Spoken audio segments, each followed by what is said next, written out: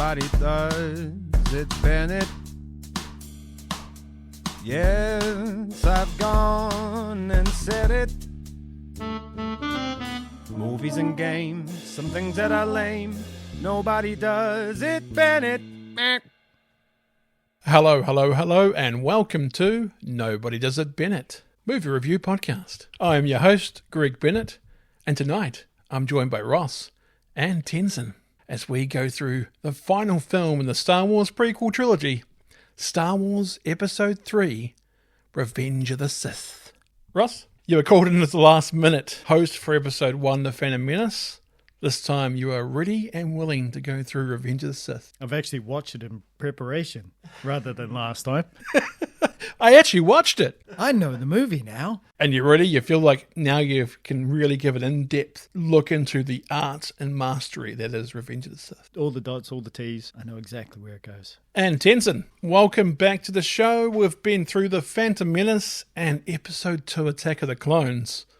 All roads have been leading to this, though. Are you excited? I'm very excited. This is going to be the best one, I feel. No, it's good to be back. Excited for this. You might say, Tenson, this is where the fun begins. Here we go. Tonight we'll be running through the movie Star Wars Episode 3, Revenge of the Sith. It's hard to say Sith. We'll run through the story beat by beat, offering our opinions along the way. We will also be acting out certain scenes with our own unique voices. If you hear any random bird noises as well, that's just the Budgie Boys, JB and Garfunkel. They like to have their say every now and then. After we've gone through the film, we'll give you our ratings for Star Wars Episode 3, Revenge of the Sith. Where will it land on the NDIB charts? Top 5 of the NDIB charts. Jurassic Park 1993 with a perfect 50 stars. That's in first. Equal. Oh, yeah, I can't remember what the first equal is. I saw it the other day. The other movie in first equal, Tenson? Isn't it Goodfellas? It is Goodfellas from 1990. Perfect 50 stars, mainly because Ray Liotta definitely looked like a 21-year-old. Yeah. Spider-Man 2 from 2004 is in third place with 49 stars, the Sam Raimi classic. So many lines that I get from that movie now end up in other movie podcasts because why not? So good. Jumanji from 1995 got 47.5 stars, mainly because Alice absolutely loves that film and gave everything 5. But hey, I ain't arguing. Jumanji's a classic. Yep. And fifth, Titanic from 1997 with 47 stars. I won't give you the spoilers at the end. Right, so the previous 2 Star Wars films that we've covered are currently ranked at 25th equal. That's Star Wars Episode 1, The Phantom Menace. It's equal with MIB International. And 29th equal is Star Wars Episode 2, Attack of the Clones. It's equal with Batman and Robin from 1997. Ooh. That movie is bad, I won't get it wrong, but by God, I love it. Me too, yeah. So good. What would I choose if I was given the choice of those two? I think I'd probably go Clones. I don't know, depends what you're in for, I guess. Yeah. Depends on the mood. I think Clones is a better film, like even though they're equal. Yeah. But Batman and Robin has lots of lights, bright lights, cartoon, neon, wonderness. Nippleless suits. Arnold Schwarzenegger The Ice is Age. classic. Both of those got 33.5 stars each, so not bad. Mortal Kombat Annihilation is still in last with a score of 15.5 stars out of a possible 50 stars. Sacrilege. Awful movie. Have you seen it in the last 10 years? Yeah. My God, I did not realize until I watched it again just how bad that movie is. The title of the movie actually explains how bad they butchered that movie. First up, though, we'll give you a brief intro into our experiences with Revenge of the Sith. What are your guys' initial thoughts about Episode 3? Any favourite moments from the film or just the film overview? Tenson, what do you think about Episode 3, Revenge of the Sith? I think Revenge of the Sith, for me personally, is my favourite of the prequels. I think it's the one that everyone waited for, the sort of Shakespearean tragedy of Anakin's fall to the dark side. There's some very iconic moments. The duel at the end between Obi-Wan and Anakin, and yeah, it's just an iconic film. Very dark, probably the darkest of the Star Wars movies, but yeah, it's just an enjoyable film. You have done this yourself, Anakin. And Ross, what do you think about Revenge of the Sith, especially watching it again recently? Oh, it hits different. When you think of the political downfall and the current situation that we have at the moment, you go, there are parallels. Yeah, there's just so many good things that just set up everything that happens in the original trilogy. There's just so many, like, if you didn't know that they were coming, you would actually kind of gasp, and just, yeah, great lines. For me, Star Wars Episode 3 is an interesting film. It's stuck in a prequel trilogy that did not live up to the hype and legacy of the original trilogy. Yet, the prequel trilogy has some of Star Wars' most defining moments. When I think of Star Wars, the prequel trilogy, Darth Maul coming out at the hangar, Duel of the Fates. In this movie, we're going to see some iconic moments as well. Like you say, that final duel with Obi-Wan and Anakin, months they trained for that. Absolute months. And when you watch it, especially in a day and age when CGI is taken over so much, and yes, there's some CGI in this as well, but you can just tell that they're doing it. It's not sped up either. They learned to go that quick. It's insane. It sometimes looks like a dance because it's rehearsed so well, like when they did the spinny move especially. I think it's also probably the one that's aged the best out of the three, even in terms of CG. Some of the CG still looks pretty good today. So it has some defining moments. Episode 3 especially has some incredible scenes, but yet is not a complete triumph. Where will it score? Find out at the end of the show.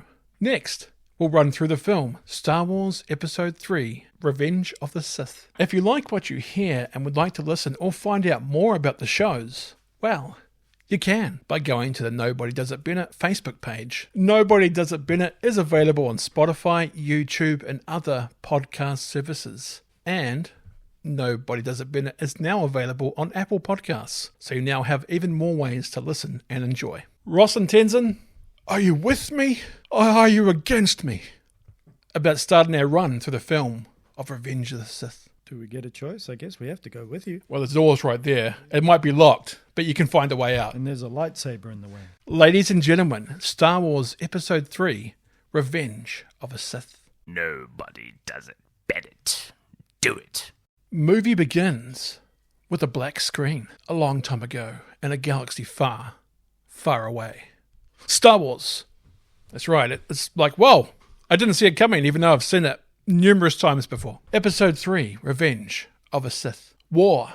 The Republic is crumbling under the attacks by the ruthless Sith Lord, Count Dooku. There are heroes on both sides. Evil is everywhere. In a stunning move, the fiend-destroyed leader, General Grievous, has swept into the Republic capital and kidnapped Chancellor Palpatine, leader of the Galactic Senate. As the Separatist droid army attempts to flee the besieged capital with their valuable hostage, two Jedi Knights lead a desperate mission to rescue the captive Chancellor. I'm going to say this before we start. This is my favourite opening to any Star Wars film. The attack on the Star Cruiser is incredible. Yeah, so good. It's like, it gets your blood pumping straight away when you see it. Like, oh, this is where the fun begins. Cut to a massive starship in space just above the planet Coruscant. What a gorgeous shot. Two Republic fighters come zooming in towards the starship. Not X-Wings or TIE fighters. Some other type of fighter. Not sure if you see them in any other Star Wars film. Anakin and Obi-Wan are piloting the fighters. Anakin now has sexy long hair and a scar over one of his eyes, while Obi-Wan trimmed the mullet and his beard makes him look more like Sir Alec Guinness from A New Hope. Less fake looking this time, Tenson. A deliberate decision by the makeup and production team too. They wanted to make him look more like Sir Alec Guinness. These shots of the fighters gliding around is awesome. The gliders are soon thick in the battle with droid fighters. R2 beeps and chirps from his position on Anakin's fighter. Lock onto him, R2. Master, General Grievous's ship is directly ahead. The one crawling with vulture droids. Oh, I see it. Oh, this is going to be easy. The silver headsets they're wearing look interesting. Nothing like we use today. It would be funny, though, if they were wearing a Steel Series or Turtle Beach headset. They do look as if they're going to take somebody's order. Yeah. Vulture droids start flying off the big starship and towards the Republic fighters. Oddball, do you copy? Copy, Red Leader. Perfect. That's Jake the Muss in space. That's what we're looking for. Mark my position from your squad behind me. These shots of the fighters weaving around in battle are simply sensational. Hard to believe they are 20 years old now. The clone fighters line up behind Anakin and Obi-Wan fighters. This is where the fun begins. Classic line. Let them pass between us. The Republic fighters meet the droid fighters head on. They're all over me. Get them off me. The transmission from Oddball is cut off. I'm gonna go help them out. No, they're doing their job, so we can do ours. Oddball gets blown out of the space sky. Yeah, and you see him float away. It's like, oh, okay. Even though it seems harsh and cruel from Obi-Wan, it's like, that's what war is, unfortunately. You can't stop and save one person. No. A fighter fires missiles at Anakin and Obi-Wan. They pull up to avoid them. They've overshot us. They're coming around. R4 beeps. R4 is Obi-Wan's fighter droid. All right, R4. No, nothing too fancy. Sergio power units, R2. Stand by reverse thrusters. Anakin starts spinning. That's a good trick. The missiles chasing Anakin blow up in the spin. We got him, R2. Meanwhile, Obi-Wan continues to get harassed by missiles. Flying is for droids. Oh, wow. Okay, Obi-Wan, too good for flying, are we? Obi-Wan's fighter gets attacked by multiple buzz droids that attach to his fighter and start attacking it. I'm hit, Anakin. I see him. Buzz droids of Star Command.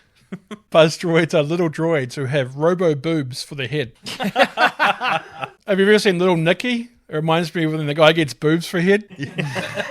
It's so true. R4 gets his head ripped off by a buzz droid. Oh dear, they're shutting down all the controls. Move to the right so I can get a clear shot at them. The mission.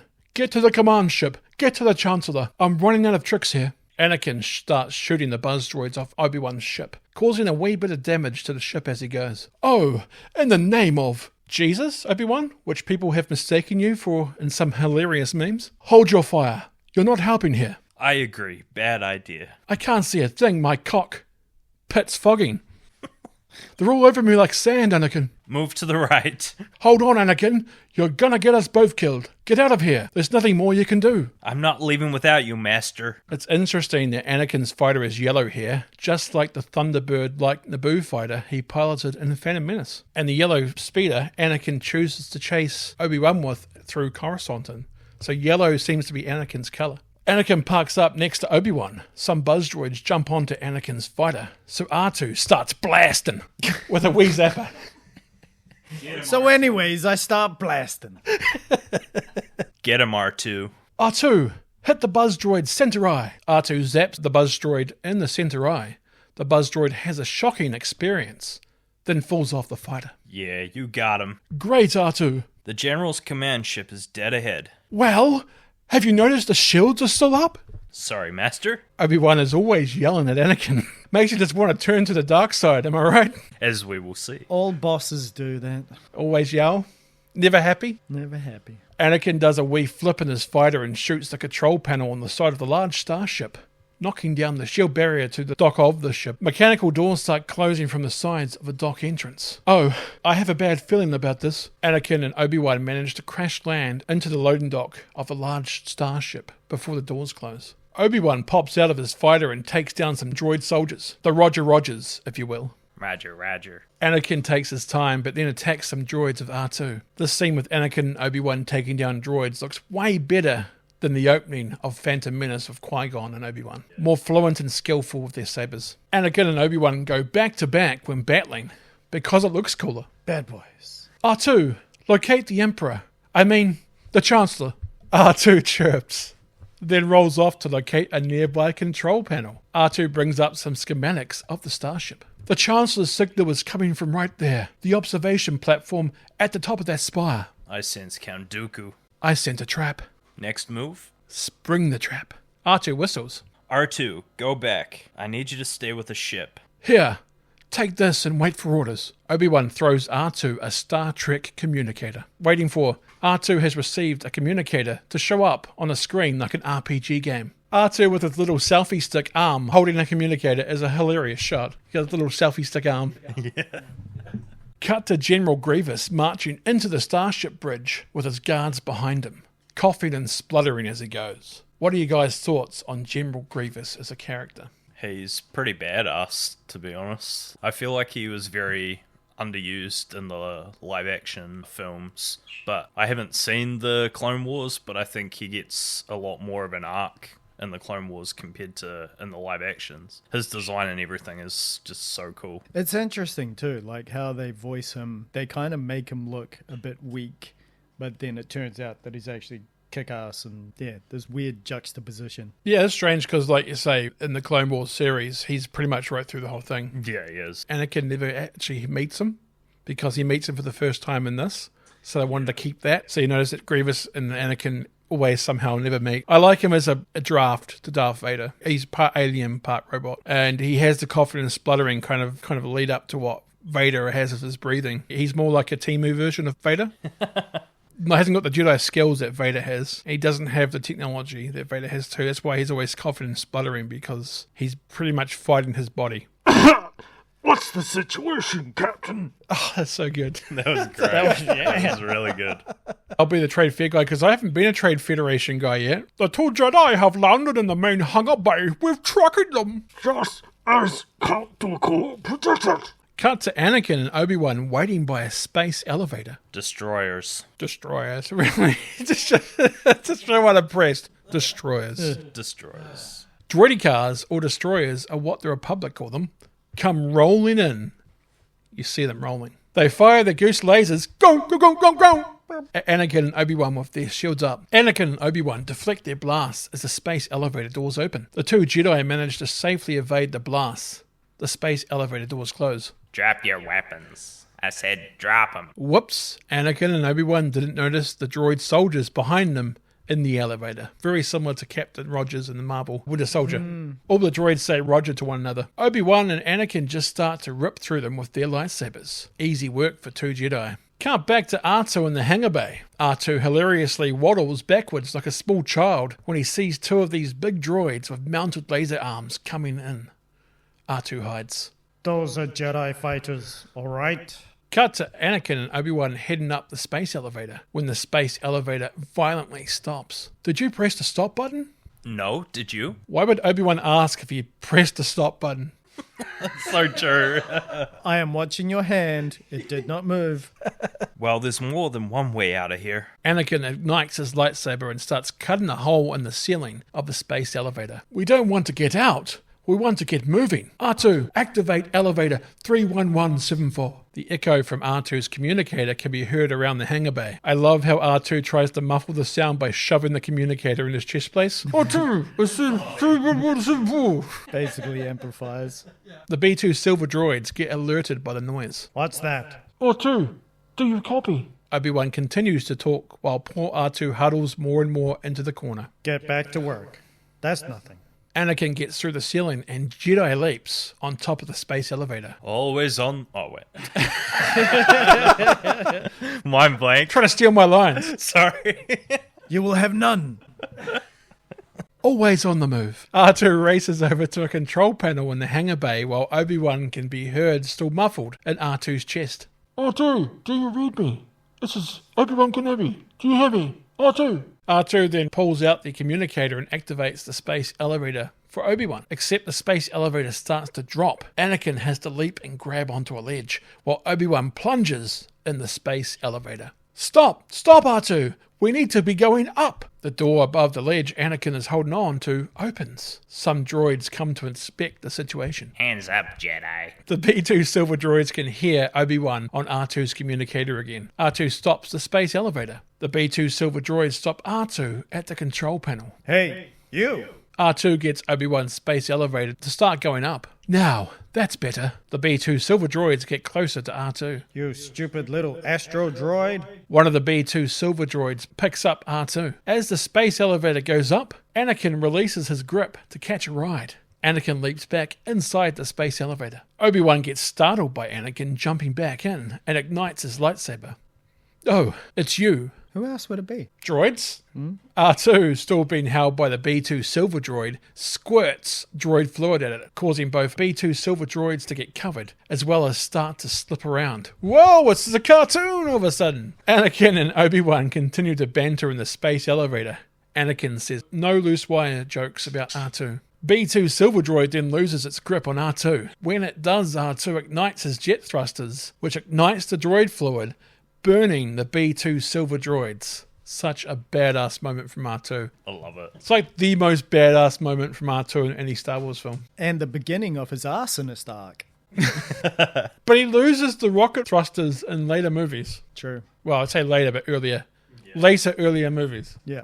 Obi-Wan and Anakin exit the space elevator. They come to a large room of windows. A chair spins around to reveal Chancellor Palpatine in space handcuffs. I'm guessing the scene is meant to mirror the Empress room on the Death Star in Return of the Jedi. Very similar window. It's very resemblant. Chancellor Palpatine is tied to a chair with glowing, pulsating chair-armed space cuffs. Anakin and Obi-Wan go up to the bound Chancellor. Chancellor. Are you alright, Count Dooku? Like I just said, Count Dooku. Anakin and Obi-Wan turn around to see Count Dooku enter the room with a couple of B-2 super battle droids, or what I like to call the big droids with arm guns. This time, we'll do it together. I was about to say that. A reference to the end of Attack of the Clones. Dooku, CGI front flips down. Doesn't look great. No, that was actually Christopher Lee. That would be impressive. Man of his age and all. Yeah. It was really him, but no one would believe it, so they had to make it look more CGI. Dooku is awfully spry for an old guy. Palpatine offers some encouraging words to Anakin and Obi-Wan. Get help. You're no match for him. He's a Sith Lord. Obi-Wan turns to old Palps. Chancellor Palpatine, Sith Lords are our specialty. You've defeated one Sith, Obi-Wan. Try not to get too cocky, kid. Your swords, please. We don't want to make a mess of things in front of the Chancellor. You won't get away this time, Dooku. Obi-Wan whips out his blue lightsaber. Anakin follows suit. Dooku ignites his red saber. Dooku duels Anakin and Obi-Wan. Some slick saber action here. Very nice looking. Very classy kind of dueling here. Yeah, I love it. I've been looking forward to this, Gandalf. My powers have doubled since the last time we met, Count. Probably from spin-off animated shows that we were both in. Yet, have to mention for people who only watched the films. Good. Twice the pride, double the fall. Back to some glorious saber woms. Palpatine looks worried. Or maybe he just needs to piss. Dooku does some force pushing and pushes Obi-Wan to the ground and knocks him out for some reason. He's pretty weak there, Obi-Wan. It's just like, ah! Anakin and Dooku continue to duel up the stairs. Talk about stepping up the action. Obi-Wan gets back up, remembering there was no reason to be knocked out, and rejoins the duel.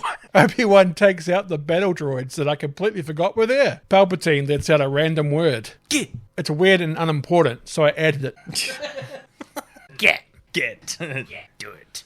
Obi-Wan goes back after Dooku. Dooku does this force grab push kick combo and force kicks Anakin back from behind while force grabbing Obi-Wan by the throat. Dooku just throws Obi-Wan away like he's nothing but a piece of space trash. Obi-Wan smacks into the railing and falls to the ground.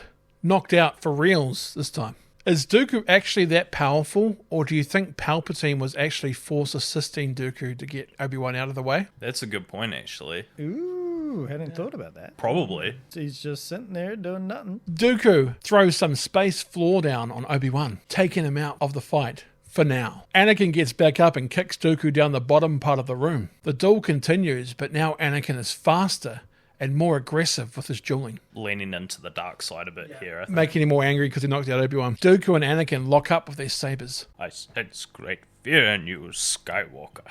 You have hate, you have anger, The sabers are making that screechy balloon type sound. but you don't use them. They unlock and restart the duel. Anakin's dueling style is quite interesting. He has long, powerful straight strikes mixed in with these very wristy flurries. And you'll notice that later on too against Obi-Wan. He does very wristy, kind of very fast kind of moves. It's like it's part of his... His style, pretty unique. He can be fast and he can be powerful. It's scary. That's why Vader's so scary as well, because he can do both. Anakin gets the upper hand by removing both of Dooku's with his lightsaber. Give Dooku a hand for a great duel. Oh, nice. Anakin catches Dooku's saber in the air and uses both his own and Dooku's saber to crisscross applesauce the sabers over Dooku's throat. Good, Anakin, good. Kill him. Dooku looks shocked towards Palpatine. Kill him now. Dooku looks up at a confused Anakin. I shouldn't do it. Perfect. Anakin relieves Dooku of his head. A pretty brutal way to start in Star Wars standards. Anakin turns off the sabers, still unsure if he made the right call. You did well, Anakin. He was too dangerous to be kept alive. Remember those words later on, because that's exactly what Windu says about Palpatine. Very true. Yes, but he was an unarmed prisoner. I mean, literally, unarmed. Anakin frees Palpatine from the space cuffs. I shouldn't have done that. It's not the Jedi way. It is only natural. He cut off your arm, and you wanted revenge. Very much the politician, helping create a reason for certain actions. Here's why he did this, and why it was a valid response that you did what you did. Adds to his manipulation as well. That's what these movies do incredibly well. Ian McDiarmid as Palpatine Sidious is, I think, the best character and the best acting right through the whole entire trilogy, because he's just so manipulative, but it's believable. It's not cartoonish and evil. Yeah. He makes some good points. The writing's kind of the best for him, eh? Yeah. And he works with it so well. Yeah. It wasn't the first time, Anakin. Remember what you told me about your mother and the Sand People? You can hear Sand People noises as Vietnam-type flashbacks. Reminds me of when Gary can hear the gorilla sounds in Team America World Police. No, Gary! Now we must leave before more security droids arrive. Anakin and Palpatine start making their way back towards the door. Anakin runs over to Obi-Wan, who is still trapped and unconscious under some space floor. Anakin, there's no time. We must get off the ship before it's too late. Anakin manages to free Obi-Wan. He seems to be all right. Leave him or we'll never make it. His fate will be the same as ours. Nice. Another good line, that one. Yeah. Foreshadowing. The bond between Anakin and Obi-Wan is so strong that he won't leave him. Yet it gets to the point where it deteriorates so much that they're trying to kill each other. It's crazy. Cut to the space battle still going on outside. It cuts to the control room where a robot in a cape starts barking orders. Prepare for attack! The ship starts firing on the surrounding clone army ships that are firing on the main ship. Cut to Anakin fireman carrying a knocked out Obi-Wan with Palpatine beside him. Elevator's not working. R2, activate elevator 3224. R2 receives a message and races off somewhere. The ship starts to tilt due to the damage from the ongoing attacks. R2 slides down the tilting side. Anakin and Palpatine hang on to the elevator or the space elevator entrance to avoid falling down, while R2 just goes with the flow. Whee! I have a question about the elevators. Yep. They know the numbers. Yeah. Do they just have them like on a little beside the button? It's like, this is elevator 3224. I'm guessing there might be a little sign like elevator that says you can only have 30 men in this elevator. 3224. But there's never like R2 activate. Oh, where is it? Oh, it's not there. Oh, somebody's covered it up this time. Damn it. It's not the second one. It's the third one over that looks kind of bluish and greyish. That's the one I'm talking about. We came through, and then if you go left, and then no, not that left. That one. Anakin and Palpatine run along the now sideways ship. R2 is just sliding. Fire the emergency booster energies! The ship tilts again, causing Anakin and Palps to start sliding. Anakin manages to grab onto a really strong space cable, which stops him from free-falling. Anakin still has Obi-Wan on his shoulders, as well as Palpatine hanging onto his legs. Anakin must be using his robo-arm. Obi-Wan wakes up, freaking out as he's looking down the ship and probably thinks he's falling. Easy, we're in a bit of a situation here. Did I miss something? Hold on. What is that? Oops. An elevator is coming down towards them as the ship is the right way up again now. R2, shut down the elevator. Too late! Jump! The two Jedi and Palps start falling rather than jumping. Obi-Wan and Anakin use their Batman grappling ropes that they have for some reason. They swing through to an elevator exit and onto the floor while the elevator drops by narrowly missing them. They start making their way to the hangar to find a flyable ship. Anakin calls R2 to him. R2 emerges from a pile of droid parts like a submarine that he fell into when the ship was tilting. Cut to the control room. The caped robot is breathing heavily. General, we have found the Jedi. They're in hallway 328. Activate ray shields! Cut to Eddie, Obi, and Palps running down a hallway when they are brought to a halt by some ray shields. Ray shields. Wait a minute. How did this happen? We're smarter than this. Apparently not. I say patience. Patience? Yes, R2 will be along in a few moments, and then he'll release the ray shields. R2 comes screaming into the hallway, then crashes into a wall. See? No problem. 2 droidicars then roll in. Then some battle droids and normal droids surround R2. R2 zaps one of the battle droids on its hand, so the battle droid kicks R2 down. Do you have a plan B? It's like R2's like a little chihuahua. It just like, he won't give up. Just annoying. I like how he zaps the hands like, ow! And the B2 droid just shakes his hand like, oh! He, kicks him. Cut to the control room of the ship. Anakin and Obi-Wan are brought in to meet the caped robot. Ah, yes. The negotiator, General Kenobi. We have been waiting for you. That wasn't much of a rescue. That's like, I love that. This is like the best way to voice act. Yeah, it's perfect. A droid hands the caped robot Anakin and Obi-Wan's lightsabers, but not Dooku's. Did Anakin drop it earlier? I never noticed that. And Anakin Skywalker. I was expecting someone with your reputation to be a little older.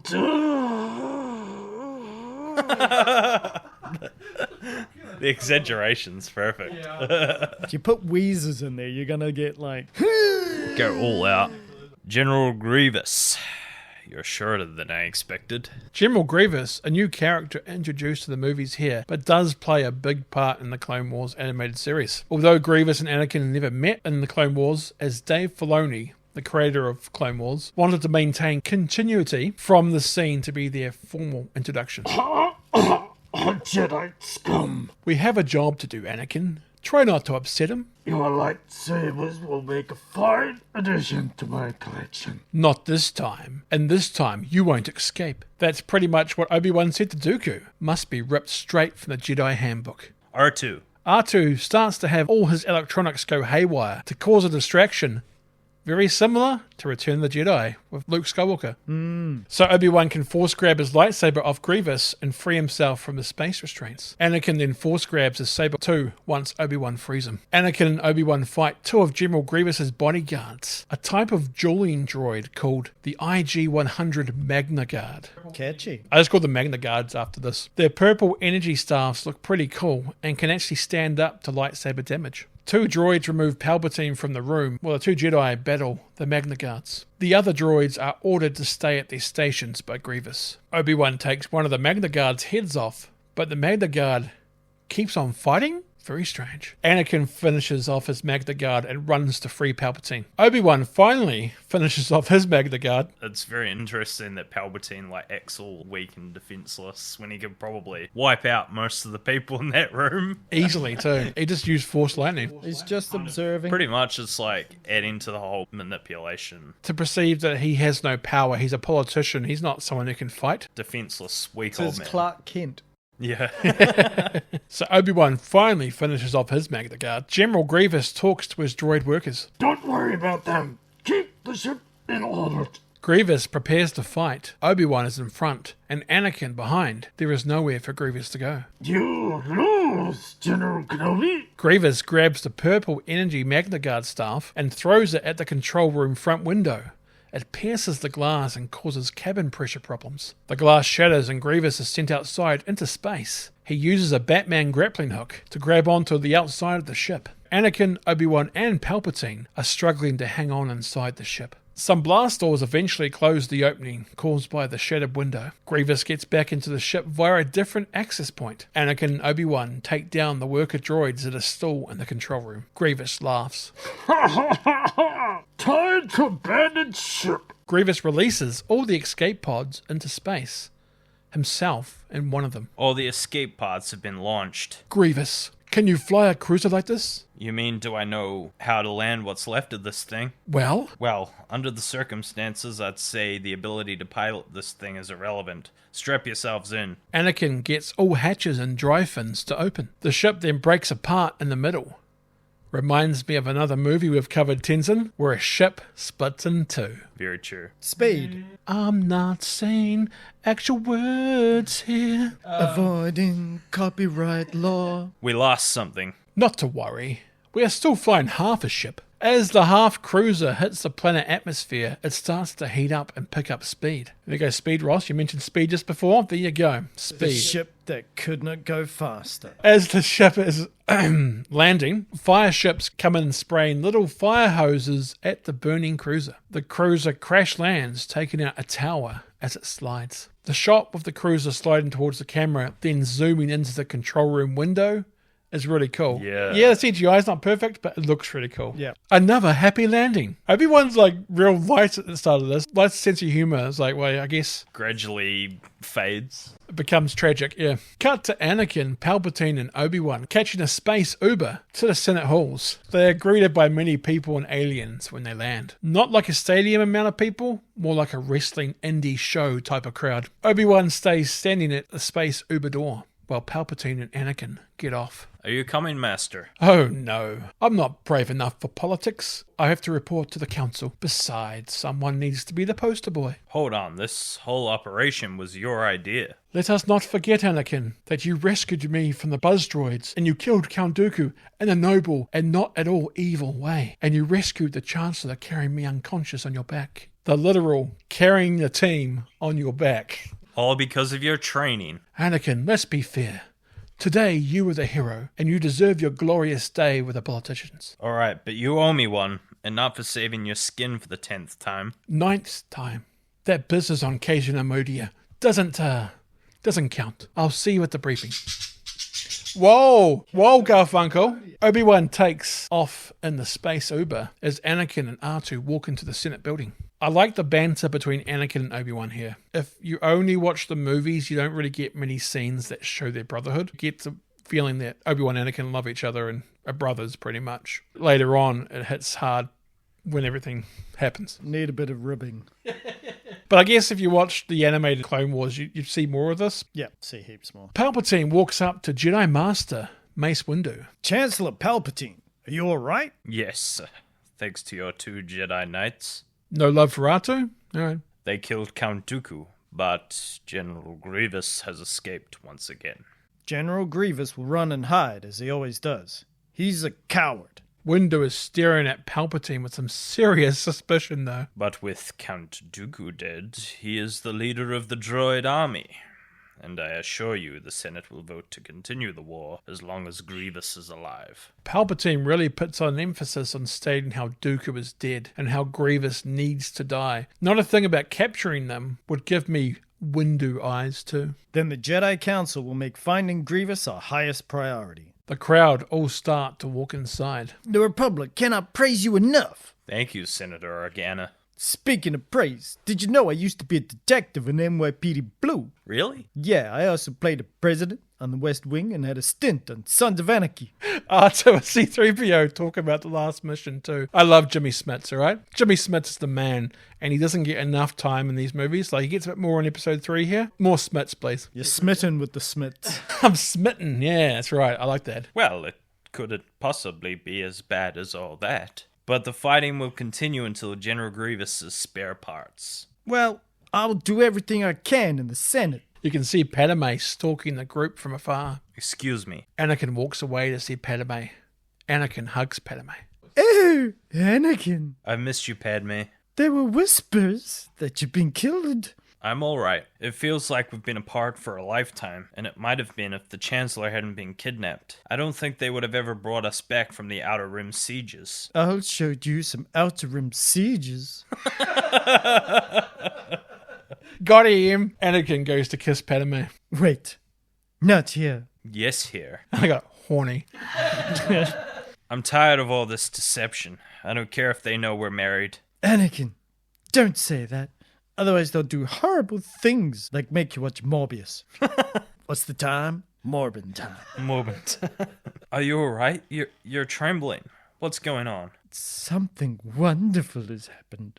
2 for 1 Big Macs, maybe? Annie, I'm pregnant. So, no Big Macs. Cheeseburgers. That's...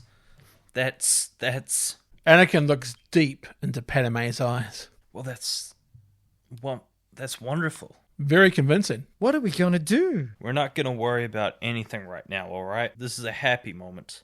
The happiest moment of my life. Okay, so seriously, there is no 2 for 1 Big Macs. Just making sure. Nada. Anakin and Padme smooch.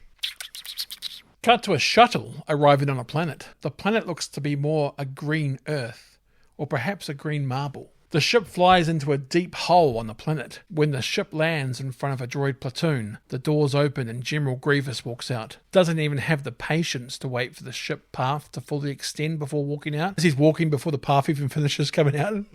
He's just so impatient. General Grievous walks up into a comms room and gets Darth Sidious on the space phone. Yes, Lord Sidious. General Grievous, I suggest you move the Separatist leaders to Mustafar.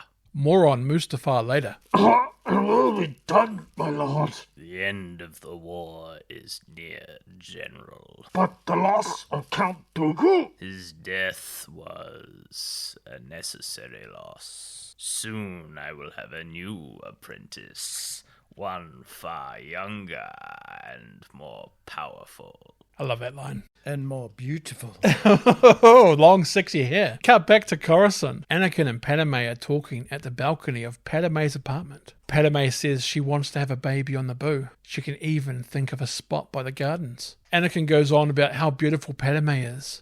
Let's skip the lovey-dovey talk this time, Tenson. Cut to Anakin having nightmares about Padme dying. Anakin gets out of bed and walks off, which wakes Padme up. Anakin sits on a pillar in an outside garden. Don't want to try and guess how much an apartment like this in Coruscant would cost? Some serious space bucks. Padme joins Anakin in the garden. What's bothering you? Anakin looks at Padme's necklace. It's the bone-carving looking thing that Anakin gave her in Episode 1, The Phantom Menace. I remember when I gave this to you. How long is it going to take for us to be honest with each other? At least one more day. It was a dream. Bad? No. Michael Jackson wasn't dancing in an empty subway station in this one, like the ones I used to have about my mother just before she died. And? And it was about you. Tell me. It was only a dream. You die in childbirth. And the baby? I don't know. It was only a dream. Yeah, that happened exactly like a premonition last time, Padme. Jeez. I won't let this one become real. This baby will change our lives. I doubt the Queen will continue to allow me to serve in the Senate. Probably not. Otherwise, when the Queen called Padme, all she'll hear is Radio Gaga, Radio Gugu, Radio Gaga. And if the Council discovers you're the father, you'll be expelled. I know. Do you think Obi-Wan might be able to help us? We don't need his help. Our baby is a blessing. Cut to the Jedi Temple in the daytime. Anakin is in a private room with Yoda. Yoda is sitting on one of those cushioned circular seats that you often see in hotel lobbies and movies. Anakin is seated also. I don't know why they don't just turn on some lights. It's very dark. Premonitions? Premonitions.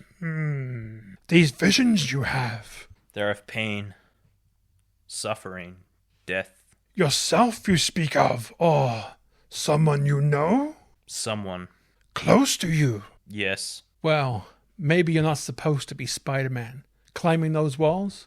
That's why you keep falling. Spider-Man 2, another one. Careful you must be when sensing the future, Anakin. The fear of loss is a path to the dark side. I won't let these visions come true, Master Yoda. Death is a natural part of life. Everything that has a beginning has an end. Good old Matrix. Rejoice for those around you you transform into the Force. Mourn them. Do not miss them. Do not. Attachment leads to jealousy. The shadow of greed, that is. Seems like everything leads to paddling, just like The Simpsons. That's a paddling. Mourning, that's a paddling.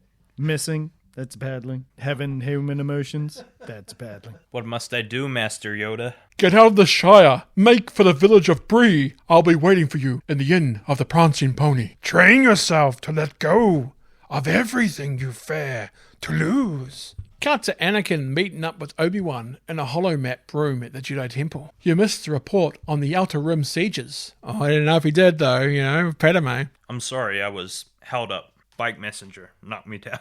That's the first one. I have no excuse. In short, they are going very well. Salakami has fallen and Master Voss has moved his troops to Boz Pity. What's wrong then? The Senate is expected to vote more executive powers to the Chancellor today. Well, that can only mean less deliberating and more action. Is that bad? It'll make it easier to end this war. Be careful of your friend Palpatine. Be careful of what? He has requested your presence. What for? He would not say. He didn't inform the council. That's unusual, isn't it? All of this is unusual. It's making me feel uneasy. Cut to Anakin and Chancellor Palpatine in Palpatine's office. He has red light in his office. How can you get more Sith than that? It's not a foreshadowing. It's not. No, it's pretty obvious at this point. I hope you trust me, Anakin. Of course. I need your help, son. What do you mean? I'm depending on you. For what? I don't understand. To be the eyes, ears, voice, shoulders, knees and toes of the Republic. Anakin, I'm appointing you to be my personal representative on the Jedi Council. Me, a master. I'm overwhelmed, sir. But the Council elects its own members. They'll never accept this. I think they will. They need you. More than you know. What's he up to? Cut to the Jedi Council in the Jedi Temple. Allow this appointment lightly. The Council does not. Disturbing is this move by Chancellor Palpatine. I understand. You are on this council, but we do not grant you the rank of master. I respectfully understand this decision and am grateful to be on the council at this age of my life. I will work hard to do what the Jedi Council asks of me, and one day hope to be granted the rank of master. Now let's actually hear what Anakin actually said. What? Anakin looks around with a resentful look. How can you do this? This is outrageous. It's unfair. Yoda and Windu give each other a look that makes them realize their suspicions are confirmed. How can you be on the council and not be a master? Take a seat, young Skywalker. Forgive me, master. As Anakin sits down, Obi-Wan gives him the biggest disappointed dad look, shakes their head and all, like, oh my God, what have you done? We have surveyed all systems in the Republic, but have no sign of General Grievous. Hiding in the Outer Rim, Grievuses. The outlying systems you must sweep. We don't have many ships to spare. What about the droid attack on the Wookiees? It is critical we send an attack group there immediately. He's right. It's a system we cannot afford to lose. Go, I will. Good relations with the Wookiees, I have. Hey, Yoda. What's he been doing on Life Day, you know? Yeah. It's settled then. Yoda will take a battalion of clones to reinforce the Wookiees on Kashyyyk. May the Force be with us all. Especially if the clones turn on us and we don't get gunned down pretty easily in a moving and tragic montage. Cut to Anakin and Obi-Wan talking in the halls of the Jedi Temple. What kind of nonsense is this? Put me on the council and not make me a master? It's never been done in the history of the Jedi.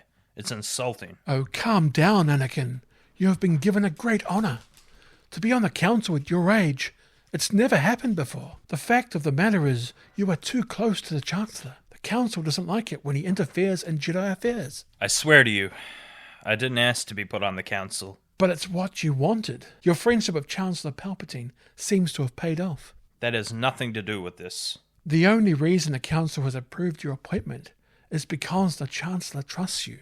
And? Anakin, I'm on your side. I didn't want to put you in this situation. What situation? Obi-Wan sighs for a moment. Council wants you to report on all the Chancellor's dealings. They want to know what he's up to. They want me to spy on the Chancellor? But that's treason. We are at war, Anakin. Why didn't the Council give me this assignment when we were in session? This assignment is not to be on record. The Chancellor is not a bad man, Obi-Wan. He befriended me. He's watched out for me ever since I arrived here. That is why you must help us. Anakin, our allegiance is to the Senate, not its leader, who has managed to stay in office long after his term has expired. The Senate demanded that he stay longer. Yes, but use your feelings, Anakin. Something is out of place. You're asking me to do something against the Jedi Code, against the Republic, against a mentor and a friend.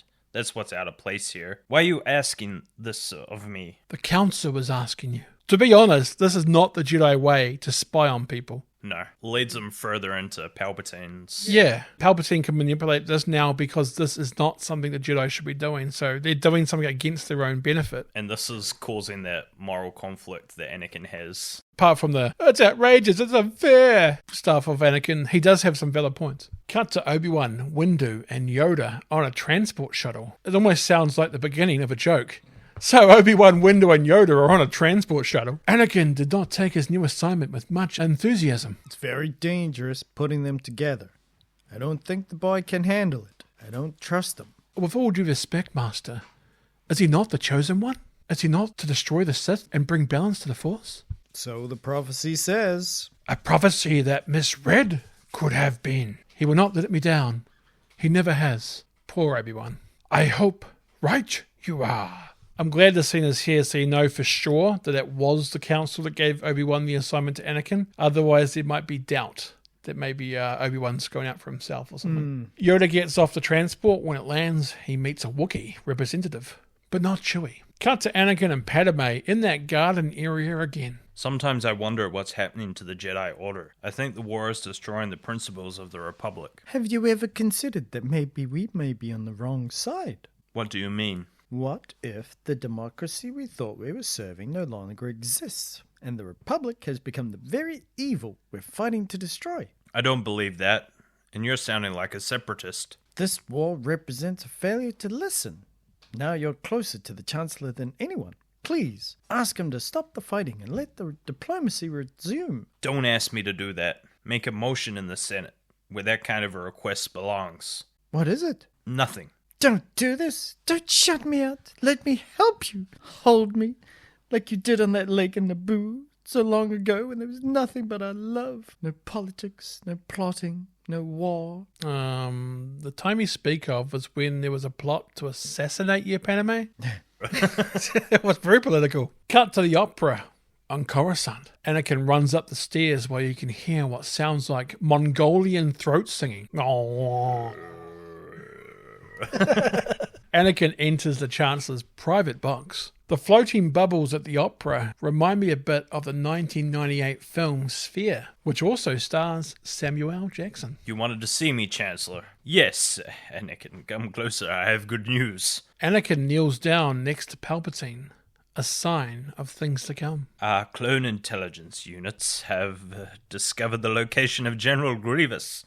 He's hiding in the Utapau system. At last, we'll be able to capture that monster and end this war. I would worry about the collective wisdom of the Council if they didn't select you for this assignment. You're the best choice, by far. Sit down. Leave us. The others leave. Anakin and Palpatine are alone now. There doesn't seem to be anyone around. I guess we're alone now. Doesn't seem to be anyone around. Anakin sits in a chair next to Palpatine. Anakin, you know I'm not able to rely on the Jedi Council. If they haven't included you in their plot, they soon will. I'm not sure I understand. You must sense what I have come to suspect. The Jedi Council want control of the Republic. They're planning to betray me. I don't think that Anakin. Search your feelings. You know, don't you? I know that they don't trust you. Or the Senate. Or the Republic. Or democracy, for that matter. I have to admit my trust in them has been shaken. Why? They asked you to do something that made you feel dishonest, didn't they? They asked you to spy on me, didn't they? I don't know what to say. Remember back to your early teachings. All who gain power are afraid to lose it, even the Jedi. The Jedi use their power for good. Good is a point of view, Anakin. The Sith and the Jedi are similar in almost every way, including their quest for greater power. The Sith rely on their passion for their strength. They think inwards, only about themselves, and the Jedi don't. The Jedi are selfless. They only care about others. Anakin and Palpatine sit and watch the opera for a moment. Did you ever hear the tragedy of Darth Plagueis the Wise? No, I thought not. It's not a story the Jedi would tell you. It's a Sith legend. Darth Plagueis was a dark lord of the Sith. So powerful and so wise, he could use the Force to influence the midichlorians to create life. He had such a knowledge of the dark side, he could even keep the ones he cared about from dying. He could actually save people from death. The dark side of the Force is a pathway to many abilities some consider to be unnatural. What happened to him? He became so powerful. The only thing he was afraid of was losing his power, which Eventually, of course, he did. Unfortunately, he taught his apprentice everything he knew. Then his apprentice killed him in his sleep. Palpatine has a twisted smirk on his face. It's ironic. He could save others from death, but not himself. Is it possible to learn this power? Palpatine slowly turns his head towards Anakin. Not from a Jedi. I love that scene. It shows you that automatically he can sense that he's been told to rat on him because he's Darth Sidious, he can tell. And he's using it for his own gain. And he's talking about people losing power, but he's trying to gain it at the same time. What I love about this too is the whole Darth Plagueis story. Yes, it's about how Palpatine killed him, but they talk about how he said he could create life. So in the Star Wars lore, it's actually Darth Plagueis that creates Anakin. He actually finds a power to create life. He just doesn't know that he's done it, and that's why Anakin didn't have a father. He manipulated the midichlorians to create life. He just couldn't find him. What was his mum's name? Shmi. Smee, yeah. So she was the Madonna of Italian. Or the Mary, I guess, as well. Yeah, the Mary, the Madonna. Yeah. Crazy. It's also like where Palp pinpoints his weaknesses to use against them. Like he knows he will want to do anything for Padme. So he's like, all right, here's where I twist the needle. He knows exactly what he's doing. He knows exactly what's happening because he's doing it. Same with the Sand People. He was the one that was doing it. And this is the first time as well that Palpatine pretty much exposes that he knows the ways of the Sith. I think the whole start of this movie was a test to see where Anakin was at. And now that he knows that Anakin, he did what he was told and killed Dooku, he knows now he can move on to the next, progress to the next part and actually take him over. All the check boxes. It's so manipulative, but there's such a delicious scene because he's just so good at it. So much, yeah. I wonder if it's ever been like analyzed for abusive techniques that are present. Cut to Kashyyyk. The clone army and the Wookiees are setting up for battle. Kashyyyk is a cool beachside jungle setting. I remember it most from the countless battles in Battlefront 2. I remember it most from Lego Star Wars. Was it a good mission? Oh, I had to go back to that so many times. I got pissed off with that level. All the levels. Yoda is up in a tree hut in a virtual meeting with the Jedi Council. Don't you just hate to have virtual meetings during work trips? There are 2 Wookiees with him. One is a sight for sore eyes. It's Chewbacca from the original Star Wars trilogy. That was terrible. Don't put that in. The council was discussing how the Chancellor got the Utapau information about General Grievous. Anakin explains about a partial message interception in a diplomatic packet from the chairman of Utapau. Act on this, we must. The capture of General Grievous will end this war. Quickly and decisively we should proceed. The Chancellor has requested that I lead the campaign. The council will make up its own mind who is to go, not the Chancellor. A master is needed with more experience. I concur. Master Kenobi should go. I agree. Aye. Very well. Council adjourned. Yoda turns off the virtual meeting and turns to look at battlegrounds. The droids have started up their main power generators. Then now the time is, Commander. Yes, sir. Cut to a Wookiee commander rising from the front lines. He roars to start the charge. The Battle of Kashyyyk has begun. The droids roll in with water wheel roboboats. The droid theme from Phantom Menace starts playing. There is a droid bug thing too. It has a fly-like face with a gun for a nose. Some Wookiees Tarzan swing in and jump on droid water wheel boats. Nothing beats a sticky bomb. The water wheel boats blow up. Even Yoda gets fired on. Crazy stuff. Cut to Anakin and Obi-Wan in the Jedi Temple outside area. You're gonna need me on this one, Master. Oh, I agree. However, it may turn out to be just a wild bantha chase. Master, I've disappointed you. I haven't been very appreciative of your training. I've been arrogant, and I apologize. I do like these glimpses of maturity that Anakin has during this film. He's no longer the bratty teenager and does have some solid points not to trust the council. For me, it makes me feel the downfall that little bit more tragic. Anakin was almost there if it wasn't for his fears and occasional emotional outbursts. I've just been so frustrated with the council. Obi-Wan smiles at Anakin. You are strong and wise, Anakin, and I am very proud of you. I have trained you since you were a small boy, and I'm explaining this in case any audience members skipped straight to this film without watching the previous ones. Because you always start at 3. We started at 2 for the reviews. 2, 1, 3. That's how you do it. I have taught you everything I know, and you have become a far greater Jedi than I could ever hope to be. But be patient, Anakin. It will not be long before the council makes you a Jedi Master. Obi-Wan walks away. Obi-Wan, May the Force be with you. Goodbye, old friend. May the Force be with you. Sad that these are the final words to each other before everything changes. Pretty much them saying goodbye to themselves. Yeah, exactly. To the relationship. As Obi-Wan walks away, you can see the doubt return to Anakin's face. Obi-Wan leaves on a massive battle-class cruiser. Obi-Wan discusses the plans with Commander Cody. Fortunately, most of the cities are concentrated on the small continent here on the far side. I'll keep them distracted until you get there. Just don't take too long. Come on. When have I ever let you down? Ooh, very poor choice of words. Very well. That won't come back to bite Obi-Wan in any way. The burden is on me not to destroy all the droids until you arrive. Obi-Wan gets in a small ship and takes off out of the cruiser and into space. Obi-Wan once again uses a Nintendo Ring Fit to hyperspeed away, just like in Attack of the Clones. Cut to Anakin having more nightmares about Padme's death. Obi-Wan is also in the visions. Obi-Wan is telling Padme not to give up. It cuts to Anakin sitting on a couch with a tablet in his hand. Did he just have a sneaky wee Jedi nap?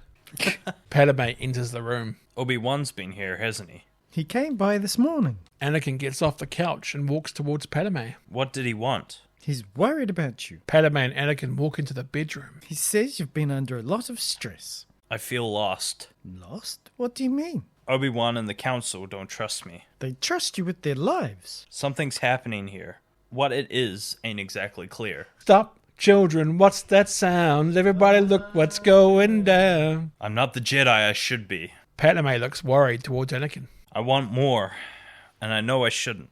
You expect too much of yourself. I found a way to save you. Save me? From my nightmares? Is that what's bothering you? Yes, and also, why don't the Wookiees wear pants? That's an Easter egg from the Empire of Dreams documentary. Mark Hamill said that all the problems the original Star Wars films were having, that one of the discussions that we're seriously having was, should the Wookiees wear pants? Would they be leather pants?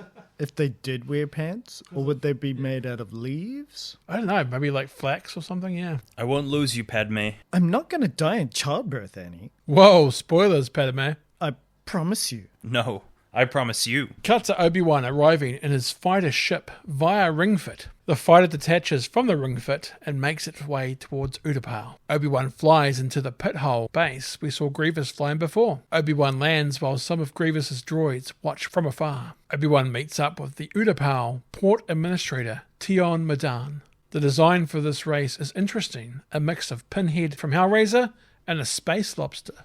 Greetings, young Jedi. What brings you to our remote sanctuary?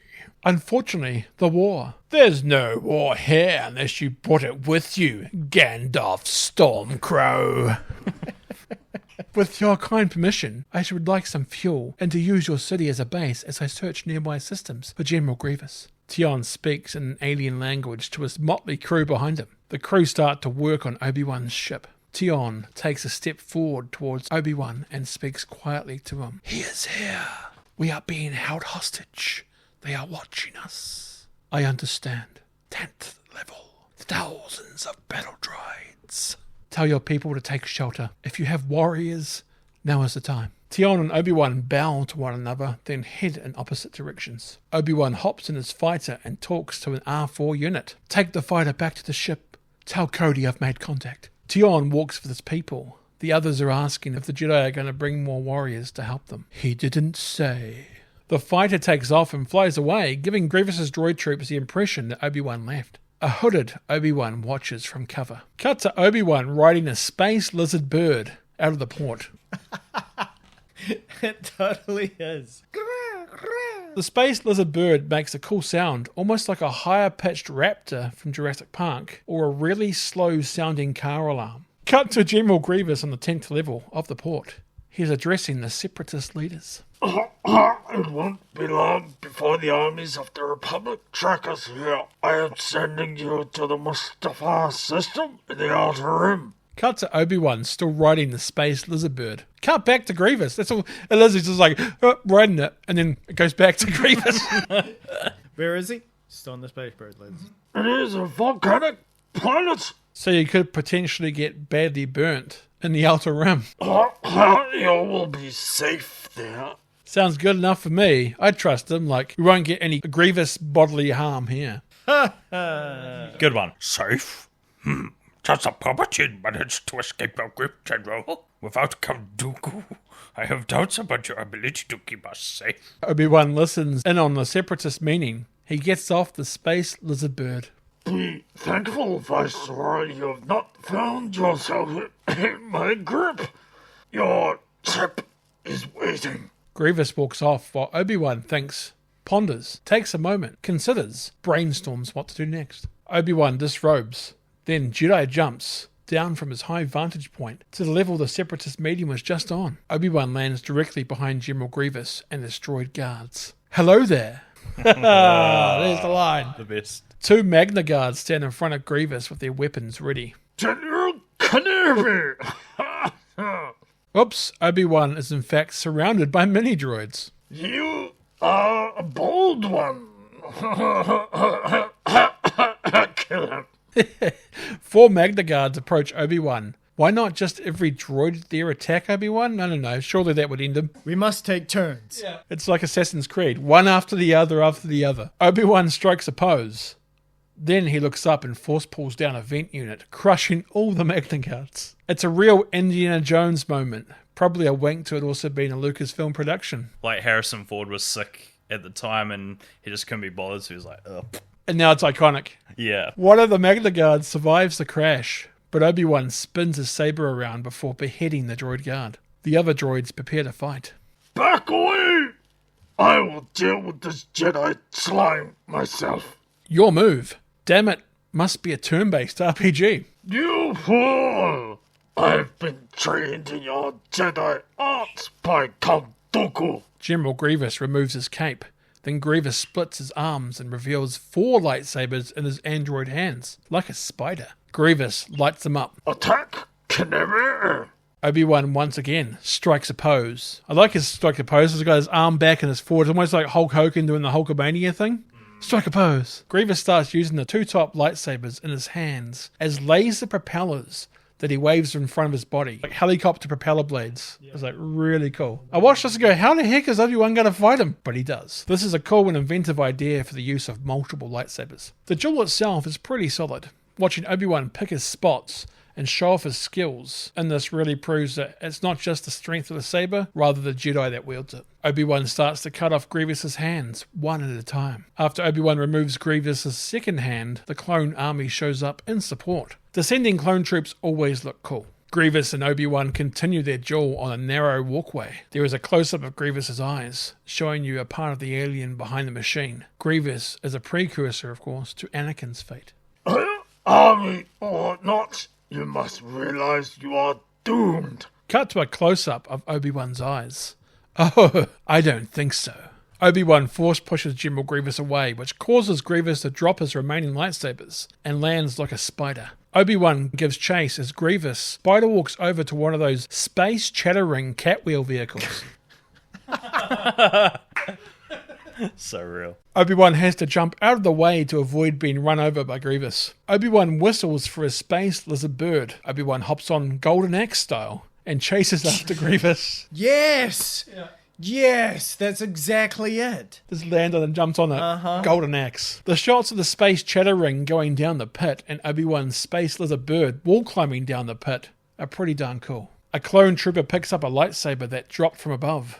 Must be Obi-Wan's. And after all those lectures he gave Anakin in Attack of the Clones about not losing his saber, it's a part of you. You cannot lose it. Cut to Anakin and Windu at the Jedi Temple. They are talking to the Council and Commander Cody via spacephone. General Kenobi has made contact with General Grievous and we've begun our attack. Thank you, Commander. Anakin, deliver this report to the Chancellor. His reaction will give us a clue to his intentions. Yes, Master. Mace Windu has a deep thinking face as Anakin walks away. Maybe I should have asked for a multicolored lightsaber. Windu speaks to the Council, who are still on the space phone. I sense a plot to destroy the Jedi. The dark side of the Force surrounds the Chancellor. If he does not give up his emergency powers after the destruction of General Grievous, then he should be removed from office. The Jedi Council would have to take control of the Senate in order to secure a peaceful transition. To a dark place this line of thought will carry us. Great care we must take. Cut to Palpatine sitting in his chair. in the office. I do like how much red they use in Palpatine's office. I said it before, but it just gets darker and darker. It's not subtle at all. It's like very in your face. There's the Death Stars in the furniture as well, in the office and on a screen that he's looking at. So it's like, oh yeah, he's clearly the Emperor. Anakin walks in behind Palpatine. It's a nice shot. Palpatine spins around to face Anakin. Chancellor, we've just received a report from Master Kenobi. He has engaged General Grievous. They are set to wed in the fall. Got him. We can only hope that Master Kenobi is up to the challenge. I should be there with him. It's upsetting to me to see that the Council doesn't seem to fully appreciate your talents. Don't you wonder why they won't make you a Jedi Master? Palpatine knows just what buttons to push. I wish I knew. More and more I get the feeling that I'm being excluded from the Council. Anakin looks intensely at Palpatine. I know there are things about the Force that they're not telling me. Well, yeah, Palpatine told you this earlier at the space opera, Anakin. They don't trust you, Anakin. Palpatine rises from the chair. They see your future. They know your power will be too strong to control. You must break through the fog of lies the Jedi have created around you. Palps and Annie walk into the office hallway. Let me help you to know the subtleties of the Force. How do you know the ways of the Force? Bike Messenger knocked me down. Number 2. My mentor taught me everything about the Force, even the nature of the dark side. Anakin looks at Palpatine differently, like he's seen his true nature for the first time. You know the dark side? Anakin, if one is to understand the great mystery, one must study all its aspects, not just the dogmatic narrow view of the Jedi. If you wish to become a complete and wise leader, you must embrace a larger view of the Force. Be careful of the Jedi, Anakin. Only through me can you achieve a power greater than any Jedi. Learn to know the dark side of the Force, and you'll be able to save your wife from certain death. How does Palpatine know this? Common theory is that Palpatine planted the scenarios into Anakin's dreams, just like he did with his mother. What did you say? Use my knowledge, I beg you. Anakin turns on his lightsaber and points it at the Chancellor. You're the Sith Lord. I know what's been troubling you. Listen to me. Listen to me now! Don't continue to be a pawn of the Jedi Council. Ever since I've known you, you have been searching for a life greater than that of an ordinary Jedi. A life of significance, of conscience. Palpatine turns his back on Anakin, who still has his lightsaber trained in Palpatine's direction. Are you going to kill me? I would certainly like to. I know you would. I can feel your anger. It gives you focus, makes you stronger. Anakin shuts off his lightsaber. I'm going to turn you over to the Jedi Council. Of course you should. But you're not sure of their intentions, are you? I will quickly discover the truth of all this. You have great wisdom, Anakin. Know the power of the dark side. The power to save Padme. Cut to Obi-Wan on Utapau, chasing Grievous. Obi-Wan has his space lizard bird, while Grievous is still in the space chattering. Obi-Wan wrestles with Grievous, who are side by side. Grievous has one of those purple energy staffs. Obi-Wan eventually jumps onto the space chattering, and they continue the fight. Eventually a blaster gets used, and Obi-Wan and Grievous are knocked off the space chattering. The vehicle flies off the edge of the floor they are on. Obi-Wan and Grievous continue their fight on foot. Obi-Wan picks up the energy staff while Grievous gets the blaster. Obi-Wan knocks the blaster out of Grievous's hands. Obi-Wan knocks Grievous to the ground and tries to stab Grievous in the robo-chest, but Grievous kicks him away, which dislodges the staff. Obi-Wan tries to have a hand-to-hand fight with a mechanical beast.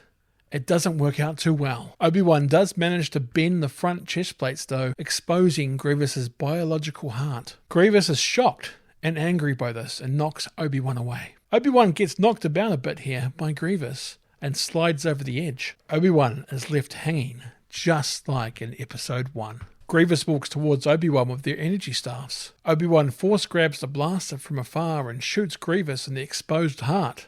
Not once, not twice, but thrice. Actually, it's just several times. Grievous catches fire and cries out in agony. Talk about bad heartburn. Eventually, Grievous's eyes light up before his brain explodes within his metal casing. General Grievous is space dead. Obi-Wan pulls himself back up from the edge and walks along with a blaster before tossing it. So uncivilized. Obi-Wan inspects Grievous's smouldering remains. Not the last time Obi-Wan is going to the Burning Man in this film. Cut to Anakin meeting Windu in a hangar. Master Windu, I must talk to you. Skywalker, we've just received word that Obi-Wan has destroyed General Grievous. We're on our way to make sure the Chancellor returns emergency power back to the Senate. He won't give up his power. I've just learned a terrible truth. I think Chancellor Palpatine is a Sith Lord. A Sith Lord? Yes, the one we've been looking for. How do you know this? He knows the ways of the Force, and liked the movie Morbius. He's been trained to use the dark side. Are you sure? Absolutely. Then our worst fears have been realized. There might be a Morbius too. We must move quickly if the Jedi Order is to survive. Master, the Chancellor is very powerful. You'll need my help if you're going to arrest him. For your own good, stay out of this affair. I sense a great deal of confusion in you, young Skywalker. There is much fear that clouds your judgment. I must go, Master. No, if what you've told me is true, you will have gained my trust. But for now, remain here. Wait in the council chambers until we return. Windu gets onto a transport. Yes, Master. Cut to Padme in her chambers, sitting there, pondering about space things. Anakin sits down in the council chambers, so full of doubt and fear. Anakin can hear Palpatine's words in his mind. He needs to save Padme. As Padme and Anakin look outside the windows of their areas, haunting music plays. This is the turning point in the movie. Anakin starts crying, then walks out of the council chambers and races to a speeder. Cut to Mace Windu entering the Chancellor's office with 3 disposable Jedi Knights. Well, they are. They get knocked down in one move. Master Windu, I take it General Grievous has been destroyed then. I must see you're here sooner than expected. Mace Windu pulls out his purple lightsaber. The disposable Jedi follow suit. In the name of the Galactic Senate of the Republic, you're under arrest, Chancellor. Are you threatening me, Master Jedi? The Senate will decide your fate. I am the Senate. Not yet. Palpatine rises from his chair and sleeve magic tricks out a lightsaber. It's treason, then. Palpatine turns on his lightsaber, which has a familiar red glow. The forward spinning twist move here from Palps is crazy, and his facials through the fight here are pretty hilarious. He's like, oh, Palpatine makes light work of the disposable Jedi. It becomes a 1v1 duel. Palpatine versus Windu. Windu's technique is interesting. He's not fast or agile, but he has a lot of strength to his moves. Cut to Anakin landing in the ship speeder and running inside. Cut back to Windu versus Palpatine. Palpatine is flipping around all over the place. Their battle smashes the front window of Palpatine's office. Eventually, Windu overpowers Palpatine, dislodging Palps' lightsaber out the window and knocking him to the ground. Mace Windu has Palpatine pinned against the broken window frame with his lightsaber when Anakin enters the room. You are under arrest, my lord. Anakin, I told you it would come to this. I was right. The Jedi are taking over. Yeah, because Anakin ratted you out, Palps, and told Windu, who then came to arrest you. Shouldn't be that conflicting, Anakin. The oppression of the Sith will never return. You have lost. Now, you will die. Palpatine uses Force Lightning against Mace Windu, but Windu blocks it with his lightsaber and aims it back at Palpatine. Traitor! He is the traitor. I have the power to save the ones you love. You must choose. The Force Lightning starts to transform Palpatine into Darth Sidious. Don't listen to him, Anakin. Don't let him kill me. I can't hold on any longer. I can't. I'm weak. I'm too weak. Anakin, help me. Help me. Palpatine gives up the Force Lightning, leaving Windu holding his lightsaber towards Palpatine. Palpatine pretends that he is exhausted. I'm going to end this once and for all. You can't. He must stand trial. He has control of the Senate and the courts. He's too dangerous to be left alive. That's what Palpatine said exactly at the start of the film. He's too dangerous to be kept alive. I'm too weak. Oh, don't kill me, please. It's not the Jedi way. He must live. Palpatine looks at Windu. Please don't. I need him. Windu raises his lightsaber in the air. Please don't. No! Anakin cuts Mace Windu's lightsaber hand off, sending the saber in hand out the window. Palpatine smiles. Power! Palpatine blasts Force Lightning at Mace Windu. You can see the skeleton image through Windu's Force Lightning-stricken body, like Vader in Return of the Jedi. Unlimited power! Mace is sent out the window, or should I say window, I was waiting for that. to his assumed death. Anakin is mentally destroyed. What have I done? Palpatine gets up. You're fulfilling your destiny, Anakin. Become my apprentice. Learn to use the dark side of the Force. I will do whatever you ask. Wow, that term is quick. Palpatine has now a raspy breath to him, and his voice has an echo to it. Good. Just help me save Padme's life. I can't live without her. To cheat to death is a power only one has achieved. But if we work together, I know we can discover the secret. 5 minutes into his dark side apprenticeship, and Sidious has already lied about knowing how to save Padme. Anakin kneels before Zod. Whoops, sorry. That was the last Chancellor. Anakin kneels before Sidious. I pledge myself to your teachings. Good. Good. The Force is strong with you. A powerful Sith you will become. Henceforth, you shall be known as Darth Vader.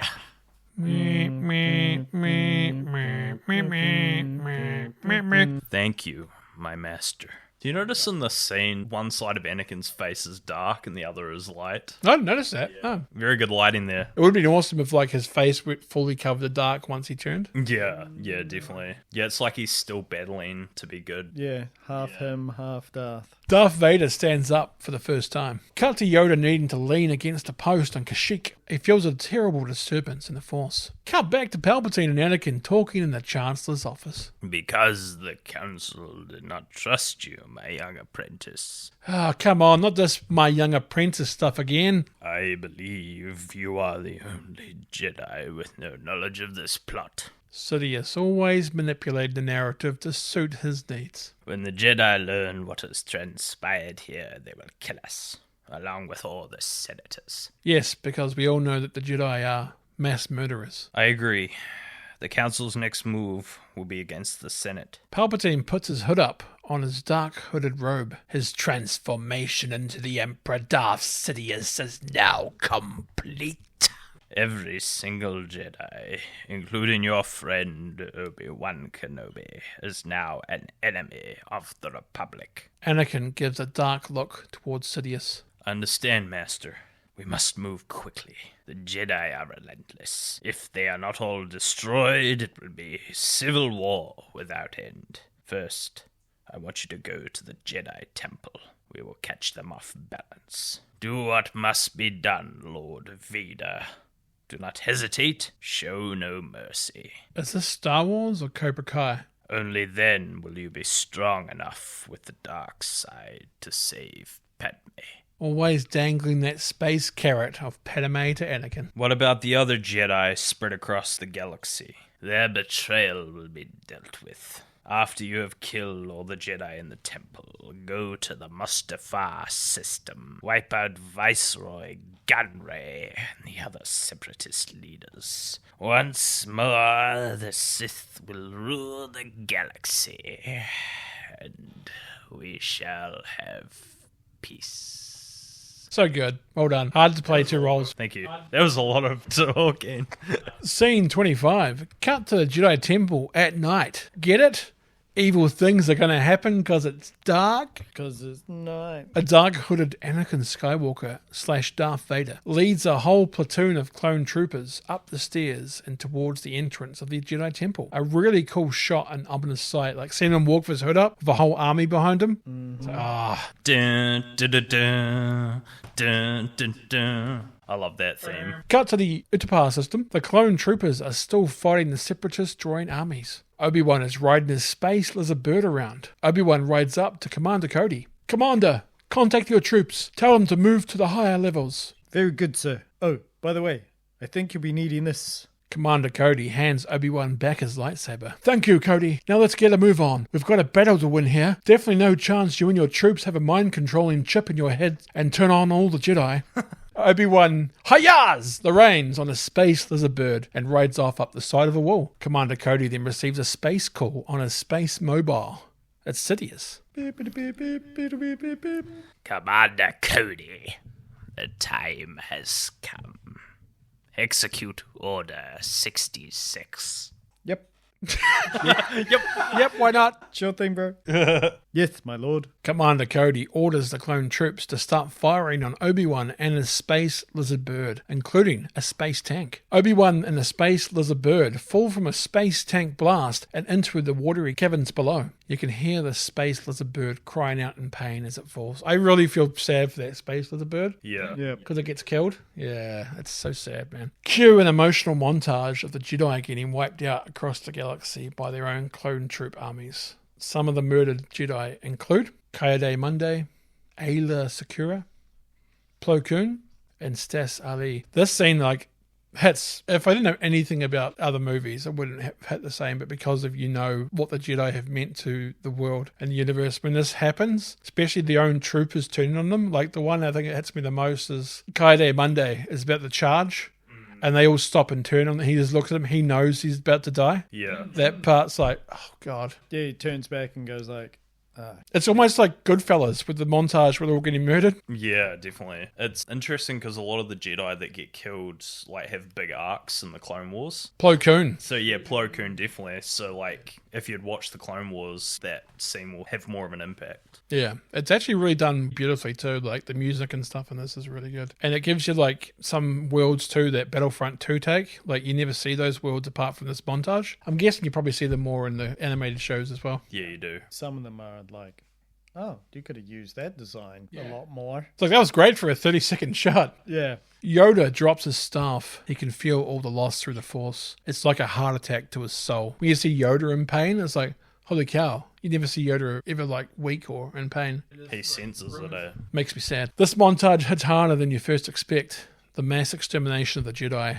The good guys aren't supposed to die. A clone trooper in Kashyyyk, who is by the hut Yoda is in, gets the order. The trooper walks up to another trooper who is just behind Yoda. Yoda is too good to fall for this and backflips and relieves the two clone troopers of their heads with his lightsaber. Chewie and the other Wookiees start to roar, probably totally confused what's going on. Yoda climbs up Chewie's arm as Chewie is running, and this looks awesome and hilarious when he's just running up his arm.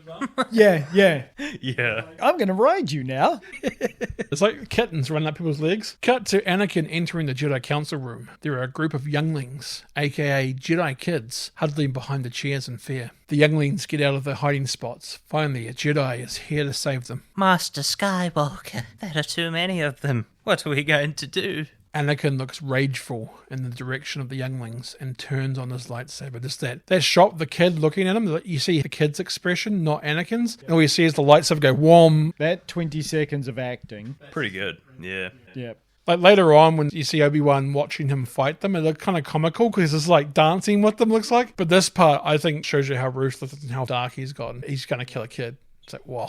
Meanwhile, Padme is in her apartment. The Chancellor's office indicated Master Anakin returned to the Jedi Temple. Don't worry. I'm sure he'll be all right. Padme starts to cry. Can she sense it?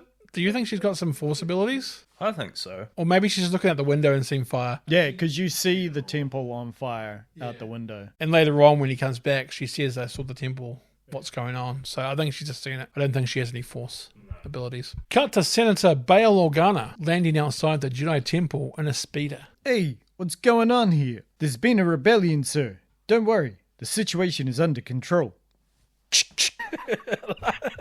Pumps it like Terminator 2 style. Clone Trooper points his blaster at Senator Organa. I'm sorry, sir. It's time for you to leave.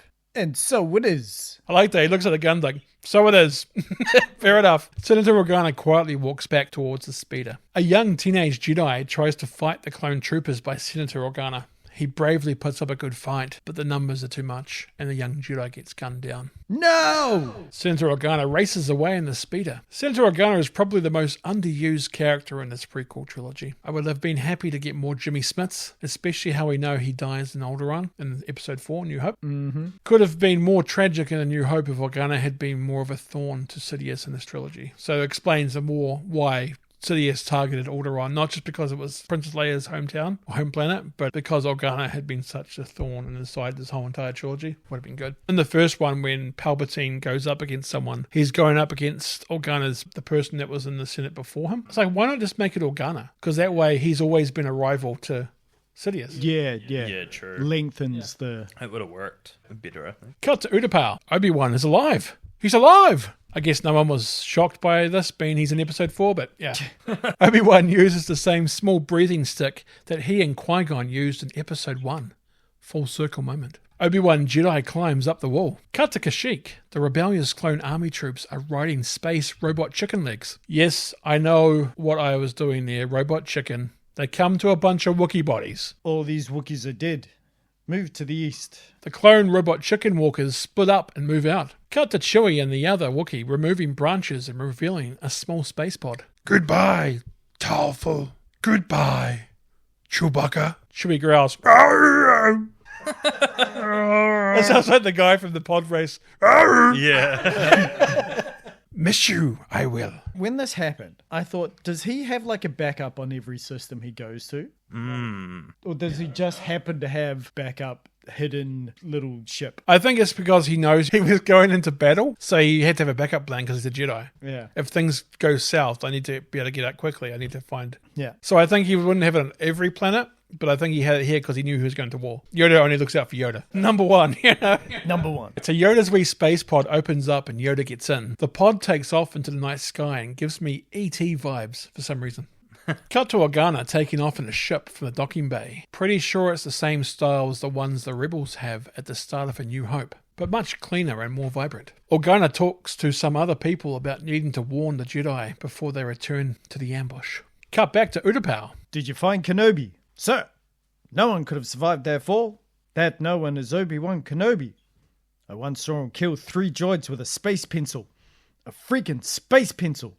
Start loading your men on the ships. Move it! Sorry, John Wick. A freaking pencil. Obi-Wan is hiding just around the corner from Commander Cody and crew. Obi-Wan runs off to a conveniently left empty fighter. He gets in and takes off into space. He just is like an empty area. I'll just take this empty glider. Look. No one's here. Even though there's thousands of clone troopers around. Obi-Wan uses the space radio. Emergency code 913. I have no contact on any frequency. A distorted message from Senator Organa comes up. Master Kenobi! Repeat. Master Kenobi! Senator Organa? My clone troops have turned on me. I need help. We've just rescued Master Yoda. It appears this ambush has happened everywhere. We're sending you our coordinates. 1, 2, 3, 4, 5? Huh, that's the same combination as on my luggage. Shut up the Spaceballs there. Cut to Padme and C-3PO meeting Anakin and R2 outside by a speeder ship. Padme hugs him. Are you all right? I heard there was an attack on the Jedi Temple. You could see the smoke from here. I'm fine. I came to see you, if you and the baby are safe. What's happening? The Jedi have tried to overthrow the Republic. I can't believe that. Would you believe 5 Jedi and a space dog then? I saw Master Windu attempt to assassinate the Chancellor myself. Oh, Anakin, what are you going to do? Anakin turns his back on Padme and walks into a darkened area. I will not betray the Republic. My loyalties lie with the Chancellor, and with the Senate, and with you. What about Obi-Wan? I don't know. Many Jedi have been killed. We can only hope that he's remained loyal to the Chancellor. Anakin, I'm afraid. Have faith, my love. Everything will soon be set right. The Chancellor has given me a very important mission. The Separatists have gathered on the Mustafar system. I'm going to end this war. Wait for me until I return. Things will be different, I promise. Anakin kisses Padme. Please wait for me. Wow, that was a big smooch. Smoochy, smoochy. Anakin sounds like a soldier is about to go to war in this scene. Anakin gets in the speeder ship. R2 is already in the speeder ship already. C-3PO and R2 have a moment. Take care, my little friend. Anakin's ship takes off. Cut to Obi-Wan's fighter ship arriving on the New Hope ship we saw Organa on before. Cut to Obi-Wan, Yoda and Organa walking and talking through the hallway of the New Hope ship. How many other Jedi have managed to survive? Heard from no one, we have. I saw thousands of troops attack the Jedi Temple. That's why I went looking for Yoda. Have we heard any contact from the temple? Received a coded retreat message, we have. It requests all Jedi to return to the temple. It says the war is over. Well, then we must go back. If there are any stragglers, they will fall into the trap and be killed. Suggest dismantling the code signal, do you? Yes, Master. There was too much at stake. I agree. And a little more knowledge might light our way. Cut to Mustafar, a volcanic planet that is dark and full of liquid hot magma. Magma. There are droids on robot camels, as well as flying droids that seem to be mining the planet. A few aliens are there too. I didn't even realize there's actually aliens on that planet. I thought it was all droids. No. Some of the guys that are picking up lava Oh, they're fishermen. are just guys. Space fishermen. Ooh, there's a good piece of rock. Oh, it's a big one. Ooh. Cut to the Separatist Council talking to Sidious on the space phone. The plan has gone as promised, my lord. You have done well, Viceroy. When my new apprentice, Darth Vader, arrives, he will take care of you. Sidious disconnects the call. I do like how Gunray gets an end to the story. Like, they could have easily just written him out and said, oh, he got killed off somewhere else or something, or he's just doing other things. But it's cool to have his end here at the hands of Anakin, because the first time we see him is in Phantom Menace as well, which Anakin screwed up his plans there too because he built the ship. Yeah, true. So it's full circle for Gunray. He gets an end to a story. He's not just left in the wind. Like Windows, you don't know if he dies or not, so they never really have explained it. Would have been nicer to have an actual definite end for him. Cut to the New Hope ship arriving back to Coruscant. They are receiving a message from the Chancellor's office. It's that judge-looking right-hand alien of Palpatine's. The Supreme Chancellor has requested Senator Organa's presence at a special session of Congress. I'll be right there. The call ends. Could be a trap. I don't think so. The Chancellor will not be able to control the thousands of star systems without keeping the Senate intact. If a special session of Congress there is, easier for us to enter the Jedi Temple, it will be. Cut to Anakin's ship arriving on Mustafar. It was Mustafar, now it's Close. Anakin lands on a landing pad and walks towards the building the Separatists are in. R2, stay with the ship. I like that he says this because R2 never sees Anakin doing anything evil. And that's why I guess R2's always remained good as well. That he never witnesses it. Otherwise, wouldn't he have just been on the bad guy side? Because he never gets his memory wiped. It's only C-3PO. Cut to the room the Separatist leaders are in. You can see a bunch of those little space remote control cars driving around. Or the leader waits. I was called the My Spots. I don't know what they are. Anakin enters the room. Welcome, Lord Vader. We've been expecting you. Anakin uses the Force to close all the doors. Imperial theme kicks in again. Go back to Coruscant. Yoda is taking on a bunch of clone troopers and winning. Yoda throws his lightsaber through the chest of one of the clone troopers, then jumps on his chest while pulling it back out. Savage. Obi-Wan has also given the clone troopers the business with his lightsaber. Must be hard for them fighting when they fought so many battles together. The thing is, you got to remember, they were, especially if you take in the animated shows, how many battles Obi-Wan Kenobi went into war with the clone army, and now he has to fight them. He was friends of Commander Cody. He was like good friends, like they were having a good chuckle to one another. They weren't just their army, they were like family. And now they've turned on them. Heartbreaking. Cut to the Senate arena. All the senators have gathered for a special assembly. Palpatine/Sidious is speaking in the middle pod. And the Jedi Rebellion has been foiled. Organa joins Padme in a pod. You can see Jar Jar is there also, as well as the guard from Attack of the Clones, played by Jay Lagaya. Ah, yeah. Back again. I'm back again, Padme. Organa talks to Padme. What's happened? The Chancellor's been elaborating on a plot by the Jedi to overthrow the Senate. The remaining Jedi will be hunted down and defeated. The Senate arena applauds. Cut to Obi-Wan and Yoda making their way through the halls of the Jedi Temple. Do I not get to do the famous line? That's later on, Is it? Oh, okay. with thunderous applause, Ross. Cut to Obi-Wan and Yoda making their way through the halls of the Jedi Temple. There are bodies of Jedi all over the place. A haunting reality check for the two Jedi Masters. Imagine walking in there and watching a bunch of kids massacred. It's nasty. Not even the younglings survived. Killed not by clones, this Padawan, but by a lightsaber he was. Who?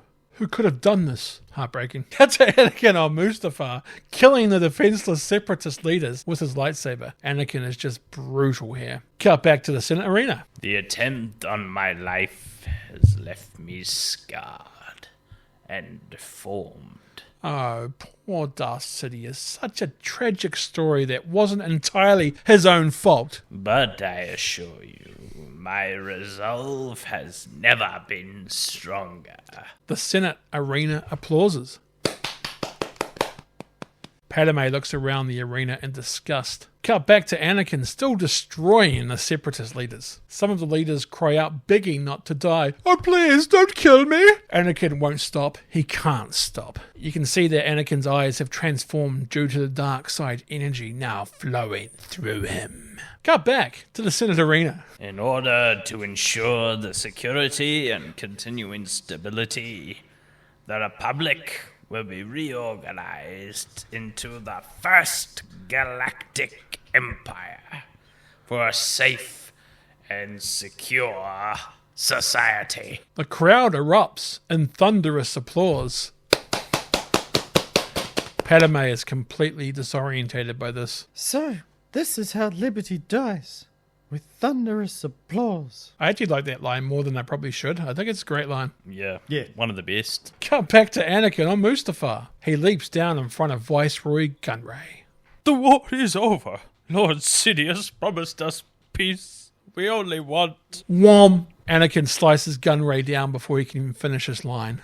That's cold, Anakin. Cold. Anakin turns off his lightsaber and walks away. Cut to Obi-Wan in the Jedi Archives. He alters the Mayday message to the Jedi. I have recalibrated the code, warning all surviving Jedi to stay away. For the clones to rediscover the recalibration. A long time it will take. Obi-Wan and Yoda leave the Archives room and start heading out. Wait, Master. There is something I must know. Obi-Wan heads over to a security control panel. If into the security recordings you go, only pain you will find. Do you think Yoda knew it was Anakin without even looking at the cameras? Yeah. I think I think so too. He's that in tune to the Force that he knew. I must know the truth, Master. Obi-Wan goes through the security footage. He sees Anakin killing the younglings. Yoda puts his head down in sadness. It can't be. It can't be. Obi-Wan also sees Anakin kneeling in front of Sidious and becoming a Sith apprentice. Obi-Wan also catches Anakin's new name, Lord Vader. I can't watch anymore. Must be Morbius bad then. Destroy the Sith, we must. Send me to kill the Emperor. I will not kill Anakin. To fight Lord Sidious. Strong enough. You are not. Oh wow, it's harsh lines. Yoda to say. He is like my brother. I cannot do it.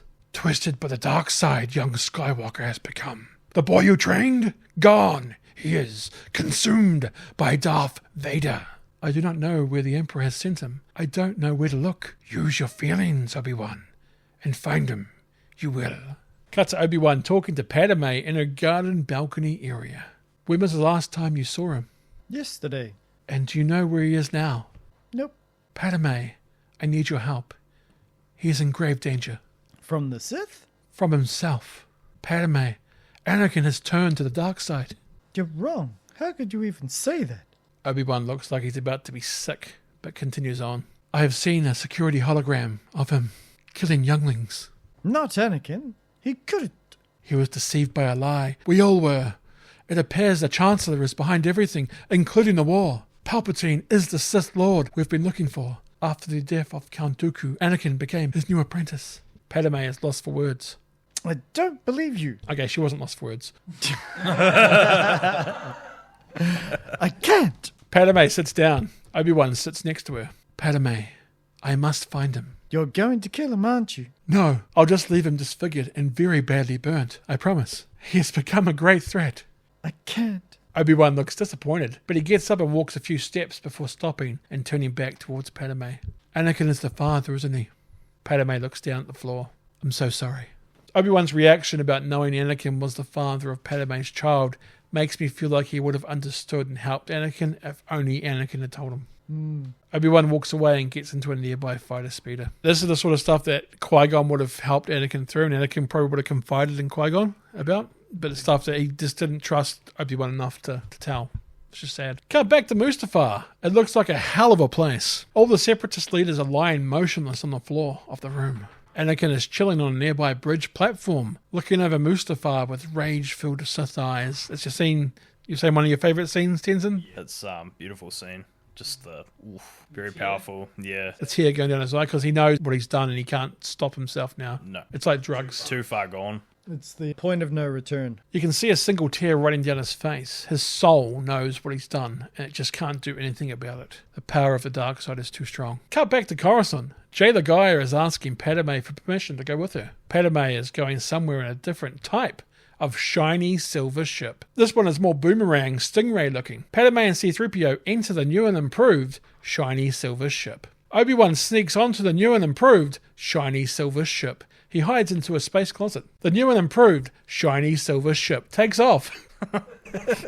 Cut to Sidious and Judge Alien Guy sitting in the room where the main middle pod of the Senate arena is lowered. You can see it in the middle of the room. He has an office below the Senate arena where the pod goes up. Yeah. So cool. Sidious gets a space call on the space phone from Anakin. The Separatists have been taking care of, my master. It is finished then. You have restored peace and justice to the galaxy. Send a message to the ships of the Trade Federation. All droid units must shut down immediately. Very good, my lord. There is an incoming ship alert on the Mustafar systems. Padme lands the new and improved shiny silver ship on a landing pad near Anakin. Anakin and Padme run to each other outside on the landing pad and embrace. I saw your ship. You mean the new and improved shiny silver ship? Yeah, she's a beaut, mate. What are you doing out here? I was so worried about you. Obi-Wan told me terrible things. What things? Well, for starters, the plot to the movie Morbius.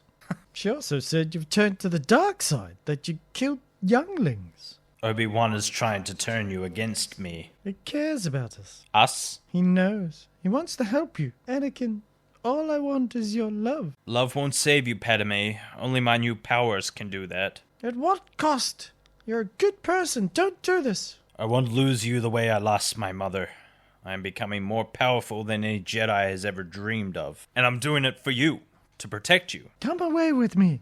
Help me raise our child. Leave everything behind while we still can. Padme is going a bit delusional here. He killed a bunch of kids, Padme. It's like in episode 2 when Padme hears about him killing all the sand people. Not just the men, but the women and children too. She just kind of cuts off and doesn't pretend like he didn't say anything. This is what she's doing here again. She's here to these horrible things. And rather than accepting it, she just tries to say, oh, we can just move past this. It's the cycle of abuse kind of thing where it's like, oh, it's fine.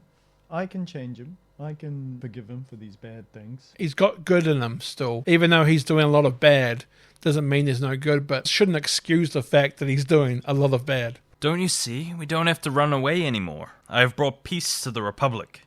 I am more powerful than the Chancellor.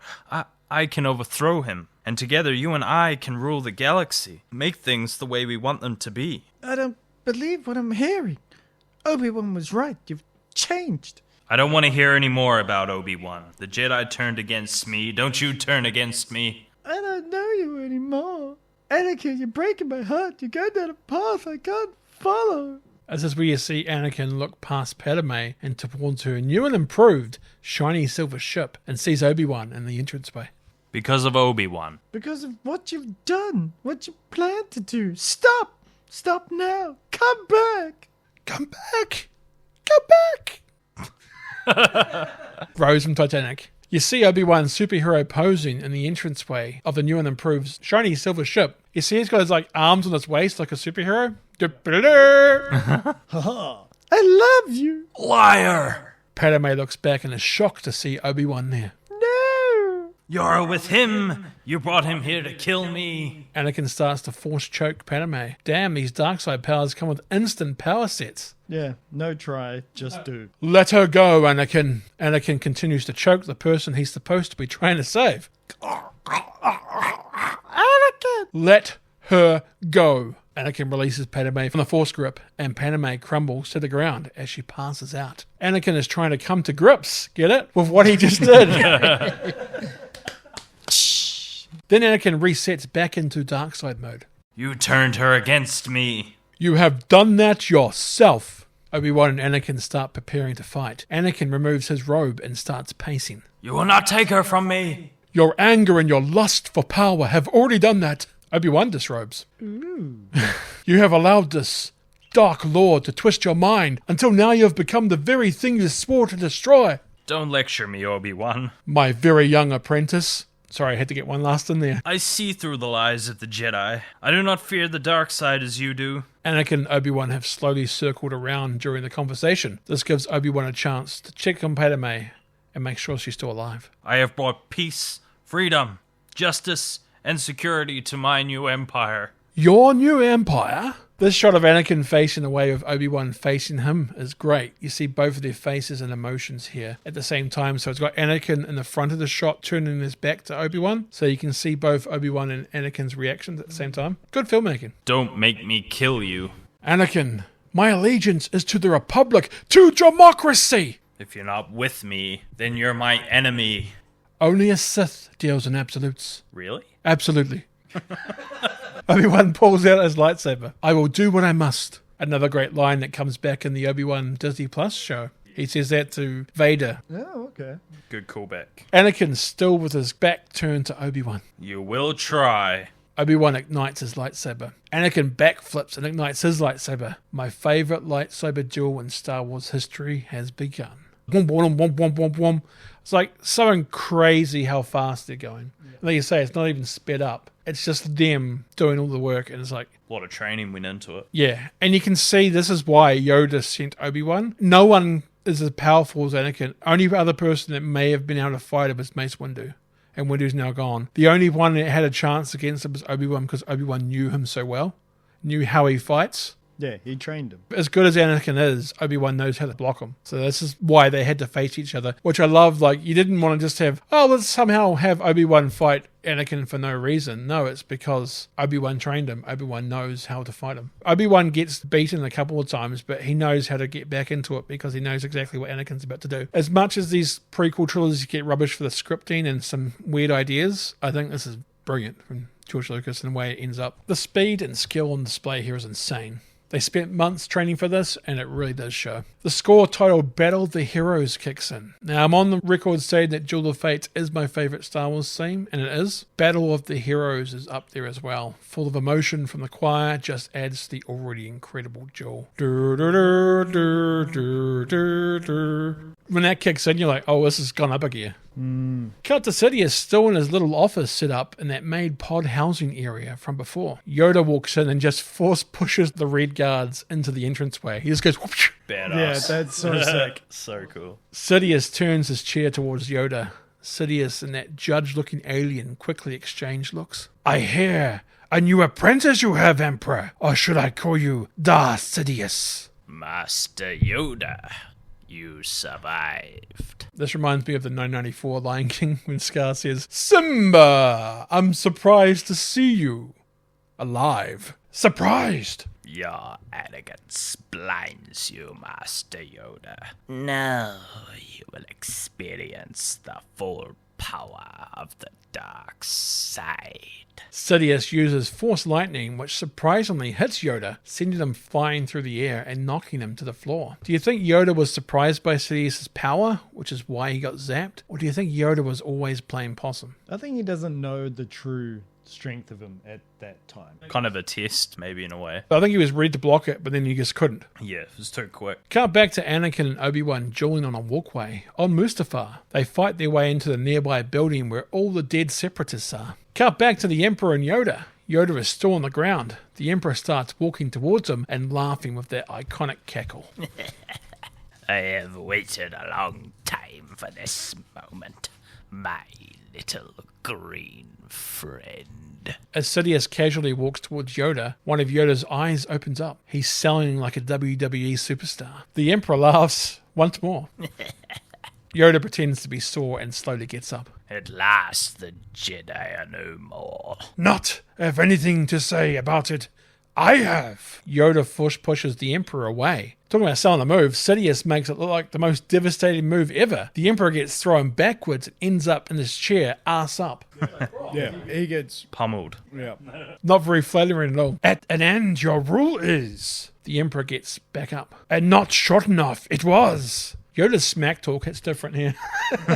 He mad. The Emperor flips in the air and tries to leave the room. Yoda flips as well and blocks the exit. Yoda moves his robe to reveal his lightsaber like a Western gunslinger, like he just pulls it back a little bit. If so powerful you are, why leave? Yoda grabs his saber and flicks it on like that. You will not stop me. Darth Vader will become more powerful than either of us. Sidious viciously turns on his lightsaber. Faith in your new apprentice misplaced? Maybe. Yoda does some saber wrist flips. As is your faith in the dark side of the Force. Yoda and the Emperor duel. Yoda with his flippity-flip style, and Sidious with his long angled strikes with malicious intent. His fighting pose looks almost like he's trying to put a sword into a stone. Cut back to Anakin and Obi-Wan on Mustafar. Their epic duel continues. Anakin grabs Obi-Wan by the throat and tries to bring Obi-Wan's own lightsaber to his neck. Obi-Wan has to kick Anakin up the butt to get him off. Anakin also does a flying dropkick. That's pretty cool. Is that when they're on the table? Yeah. And they say wrestling's fake. Obi-Wan does his own mid-kick to the gut on Anakin. It's great to see that this is more of a fight for survival than a traditional lightsaber battle. Anakin force grabs his lightsaber back and goes to execute Anakin on a table. Anakin force grabs his own lightsaber to block it. Cut back to Yoda and the Emperor. They are now dueling in the Chancellor's Senate pod as it rises up into the Senate arena. Seeing the duel in the Senate chambers is awesome. The scale is immense. Cut back to Anakin and Obi-Wan. They are intensely battling with their lightsabers. Like really intense, close action and super fast. They also do this cool but highly unnecessary lightsaber somersaulting thing like they're on an exhibition nunchuck show. Don't they do some spinny stuff as well? And they're like, and like just 360. And you're like, what was that for? All the separatists are dead. They're not going to be like, oh, well done. Hey, 10. They both try to use the Force on each other, but they cancel each other out. This results in both of them being thrown to either side of the room. Anakin quickly gets back to Obi-Wan, but hits the control panel as he does, which unstabilizes the mining systems on Mustafar. Had to be that one panel. Don't press this one button, alright? This is one button, do not press. And he does. An alert can be seen on the screens as the alarm goes off. Whoop, whoop, whoop. Obi-Wan goes out the door. Anakin follows. Let's take this outside. On a lava-filled planet. I find it weird that in Star Wars most planets only have one climate for the whole entire planet. Whether it be a full forest planet, or a full desert, or snow, or lava, etc. None seem to have multiple climates like Earth. It does make sense though for Mustafar, because if you think about how planets form, they start in a liquid. Like this is an early planet. Very true. Only like 1 million years old or so, Yeah, this is before it's cooled. before the dinosaurs arrive. Yeah. Not the mama. Honey, I'm home. Duel of Fate starts to play as Anakin and Obi-Wan continue dueling on an outside walkway. Cut back to Yoda and Sidious fighting in the Senate arena. The Emperor starts force throwing Senate pods at Yoda. Hoya! Hua! Yoda has to use the 5 Ds. Dodge, duck, dip, dive, and dodge to avoid the flying pods. He so does. Yoda starts using the flying pods like a video game platformer, climbing each one to try and reach the Emperor. But Yoda is unsuccessful and has to settle for a lower level position. It basically becomes Uncharted.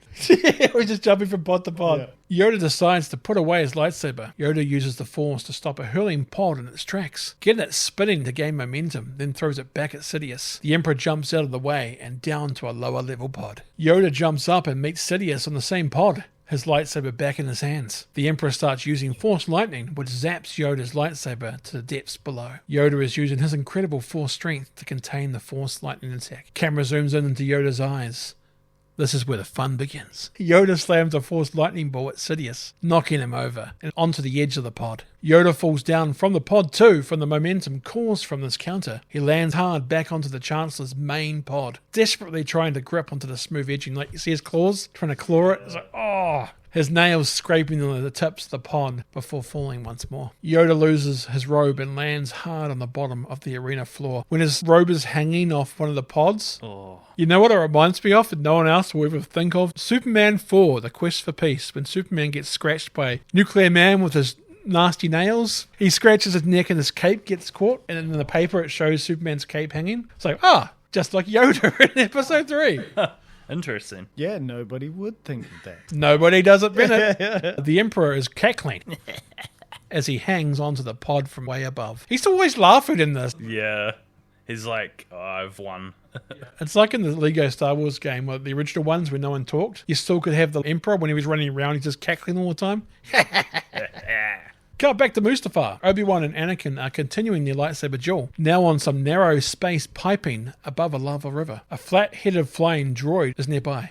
More on them later. The balance challenge while fighting here offers a unique chapter in this duel. Obi-Wan jumps down to a platform below. Anakin jumps down to join him. The fire lava wave behind Obi-Wan and Anakin here is an iconic moment in the movie. Cut back to Yoda shuffling his way through a space vent. Come out to the coast. We'll get together. Have a few laughs. Yoda talks on a space walkie. Hurry! Careful timing we will need. Organa is in a speeder on Coruscant. Activate your homing beacon when you're ready. Cut back to the Senate arena. Sidious is back in the Chancellor's pod, the judge-looking alien guy. Some clones rock up in the pod. There's no sign of his body, sir. Double your search. Yes, sir. Right away, sir. The Emperor talks to Judge Alien. Tell Captain Kagi to prepare my shuttle for immediate takeoff. I sense Lord Vader is in danger. Cut back to Mustafar. Anakin and Obi-Wan are still fighting. They fight along a narrow walkway. As they walk, the path that they just crossed gets covered and destroyed by a wild lava spurt. Obi-Wan and Anakin jump onto a narrow window frame, looking around to see the lava erupting and causing the structures to be eradicated around them. Obi-Wan and Anakin run up a beam that is being melted by lava on the ends. They fall as a chunk of the beam falls and lands into a lava river. Cut back to Yoda exiting the vents. He activates his homing beacon. Yoda opens up a floor outlet. Organa zooms in below in a speeder. Yoda jumps down to meet him. Organa zooms off for Yoda. Into exile they must go. Failed, I have. Cut back to Mustafar. Anakin and Obi-Wan are clinging on to that tower-like structure while it slowly descends into the lava river. Perfect place to continue the lightsaber battle, hanging on with one hand while dueling with the other. They are approaching a lava waterfall. Don't think I would ever say lava waterfall in my lifetime. Obi-Wan swings on the melting pillar. Not sure if he used his Jedi grappling rope or a loose cable or space cable, but he did. Anakin also grabs either a Jedi rope or cable. They swing and duel at the same time, kind of like Rings event in the American Gladiators. Used to fight with the legs, you know? Yeah. Obi-Wan spies a little piece of debris in the lava river and jumps down to it. Obi-Wan watches as Anakin and the pillar go to the edge of the lava waterfall. Anakin runs up the falling pillar and jumps on one of those flat-headed flying robots from before. Anakin must be controlling the robot as it's going exactly towards Obi-Wan. The duel continues with Obi-Wan on that small piece of debris and Anakin on that flat-head robot. This is pretty cool. They take a quick break from fighting. I have failed you, Anakin! I have failed you. I should have known the Jedi were plotting to take over. Anakin, Chancellor Palpatine is evil! From my point of view, the Jedi are evil. Well then, you are truly lost. Obi-Wan and Anakin kindly go around a couple of aliens working on the platform on the lava river. They go back to preparing to duel, so they're like, sorry about that, we don't want to get in your way. You're working. Oh, you're working? Oh, okay, we'll leave. This is the end for you, my master. Anakin flips onto the same platform as Obi-Wan, momentarily losing his balance towards the edge. This would have been a perfect moment for Obi-Wan to strike, which he does, but Anakin is just too quick and blocks him. This close-quarter dueling is great. Obi-Wan then jumps to a high point of a nearby bank of volcanic rock and ash. It's over, Anakin! I have the high ground! You underestimate my power. Don't try it! Obi-Wan's warning is sincere here. Full circle moment, as what Anakin is about to do is very similar to what Obi-Wan did to defeat Darth Maul in Episode 1, The Phantom Menace. Anakin doesn't have the element of surprise here, and Obi-Wan knows how to defend it. Anakin jumps into the air, trying to leap over Obi-Wan. Obi-Wan slices down Anakin when his body is in the air. This causes Anakin's legs and human arm to be cut off. Anakin slips down the volcanic bank and back towards the lava river, only stopping a meter or two away. Obi-Wan looks down on the wounded Anakin and turns off his lightsaber. Anakin looks up at Obi-Wan. You were the chosen one. It was said that you would destroy the Sith, not join them. Anakin's eyes momentarily show remorse and confusion. Bring balance to the Force, not leave it in darkness. Obi-Wan starts walking up the volcanic bank, a bit more to grab Anakin's lightsaber, that continues up the bank. I hate you. There's such malice when he says that. I hate you, like absolute contempt, and it's like, oh. Powerful. You're my brother, Anakin. I loved you. Anakin's amputated legs then catch fire from the nearby lava, quickly engulfing him in flames. Obi-Wan watches on, hearing the torturous screams of Anakin as he burns alive. You would think, being a Jedi, that Obi-Wan would have put Anakin out of his misery, maybe a gentle force push into the lava river. And just... Bye. But I think this is just because Obi-Wan can't kill him. He can't do the final blow. He just can't do it. So that's why he leaves him. At first I was like, it's kind of cruel that he does it, but I think it's because Obi-Wan can't do it. No. Obi-Wan takes one last look at a now charred Anakin before walking away. Obi-Wan returns to the landing pad where the new and improved shiny silver ship is. R2 sounds sad as Anakin doesn't return with Obi-Wan. C-3PO comes out of the new and improved shiny silver ship. Master Kenobi. We have Miss Padme on board. Yes, please. Please hurry. Obi-Wan, R2 and C-3PO get on board the new and improved shiny silver ship. Obi-Wan goes to check on Padme, who is still unconscious. Padme wakes up. Obi-Wan? Is Anakin alright? Padme drifts off again. Obi-Wan touches Padme's face. Does he use the Force to knock her out again? Or does she just pass out? I don't know. It's implied, I think. Yeah. That force choke must be really freaking powerful. Well, it's crushing her windpipe too. So maybe after he let go, like the force of it still swelled up her throat or something. Yeah. Space logic. Obi-Wan walks away and gets the new and improved shiny silver ship to take off. Obi-Wan is mentally exhausted from his battle with Anakin. Cut back to Mustafar. Anakin's middle arm is exposed and is still moving. Yes, Anakin is still alive. Anakin uses his robo-arm to drag his burnt carcass up the bank. Cut to T2-C shuttle, but I call it a triangle shuttle. Apparently called a T2-C shuttle. That's catchy. I like how the wings raise up when they land. So that's the shuttle that the Emperor has. It's like the triangle shuttle. The Emperor and some clone troopers find what is left of Anakin. He's still alive. Get a medical capsule immediately. Yes, sir. Right away. The Emperor goes down and kneels next to the burnt body of Anakin. He puts his hand on Anakin's burnt-up forehead. Such a waste of talent and resources for the Sith. Seems the Emperor resents Darth Vader for the original trilogy because of this. Anakin had the potential to be great. I mean, Darth Vader was still uber powerful. I mean, he could hold a ship from flying away. Yeah. He's not weak. But had Anakin not get cut up and burnt, he would have been much more powerful. Cut to a moon base. Yoda is looking out the space window, eyes closed, reaching out through the Force. Senator Organa walks into the room. Excuse me, Master Yoda. Yoda opens his eyes and looks at Organa. Obi-Wan Kenobi has made contact. Cut to the new and improved shiny silver ship landing on the moon base. Obi-Wan carries Padme out of the new and improved shiny silver ship and to a medical team on the moon base. Cut to a very dark, rainy Coruscant. Reminds me a bit of Camino. Yeah. The Emperor returns in the triangle shuttle with Anakin's badly damaged body. Cut to the moon base. Yoda, Obi-Wan, Organa, C-3PO, R2, and a medical robot are looking through a window at Padme, who is lying on a medical bed. Medically, she's completely healthy. For reasons we can't explain, we are losing her. Sounds like lazy writing, George. Yeah, it makes no sense. Yeah, makes no sense at all. She's dying. We don't know why. She has lost the will to live. We need to operate quickly if we are to save the babies. Babies? She's carrying twins. Obi-Wan starts to think, ponder, internally contemplate the situation. It transitions from Padme peacefully lying on a medical pad to Anakin violently squirming while getting poked and prodded by droids. This is a cool transitional shots where it shows both of them in pain, but in different ways. The droids start attaching robotic legs to Anakin. The pain must be excruciating. It quickly cuts back to Padme in pain as she's giving birth. Obi-Wan is playing the role of birth dad next to her. You can hear a baby cry. Luke. Padme cries out in pain again. The second baby is born. It's a girl. Darth Vader. That name is already taken, sorry. Aw. Leia.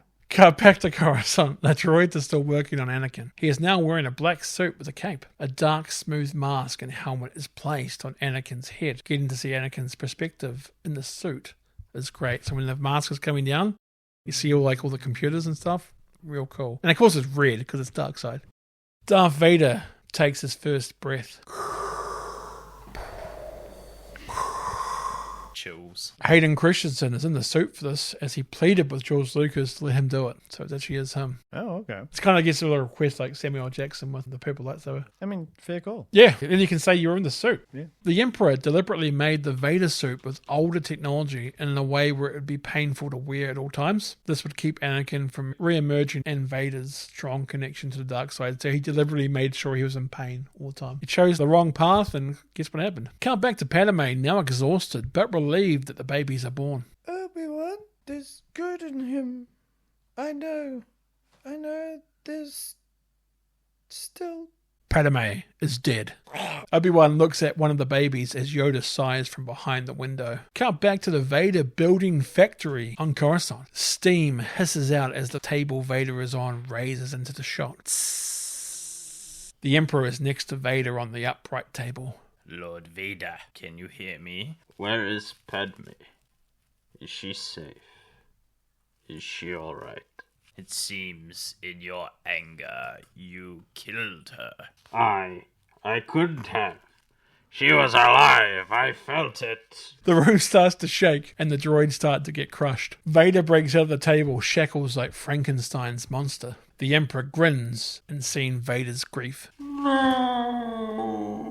It didn't need to have that no moment. I think seeing the whole entire room shake and bend, and then all of a sudden it comes silence again, and just Vader just goes.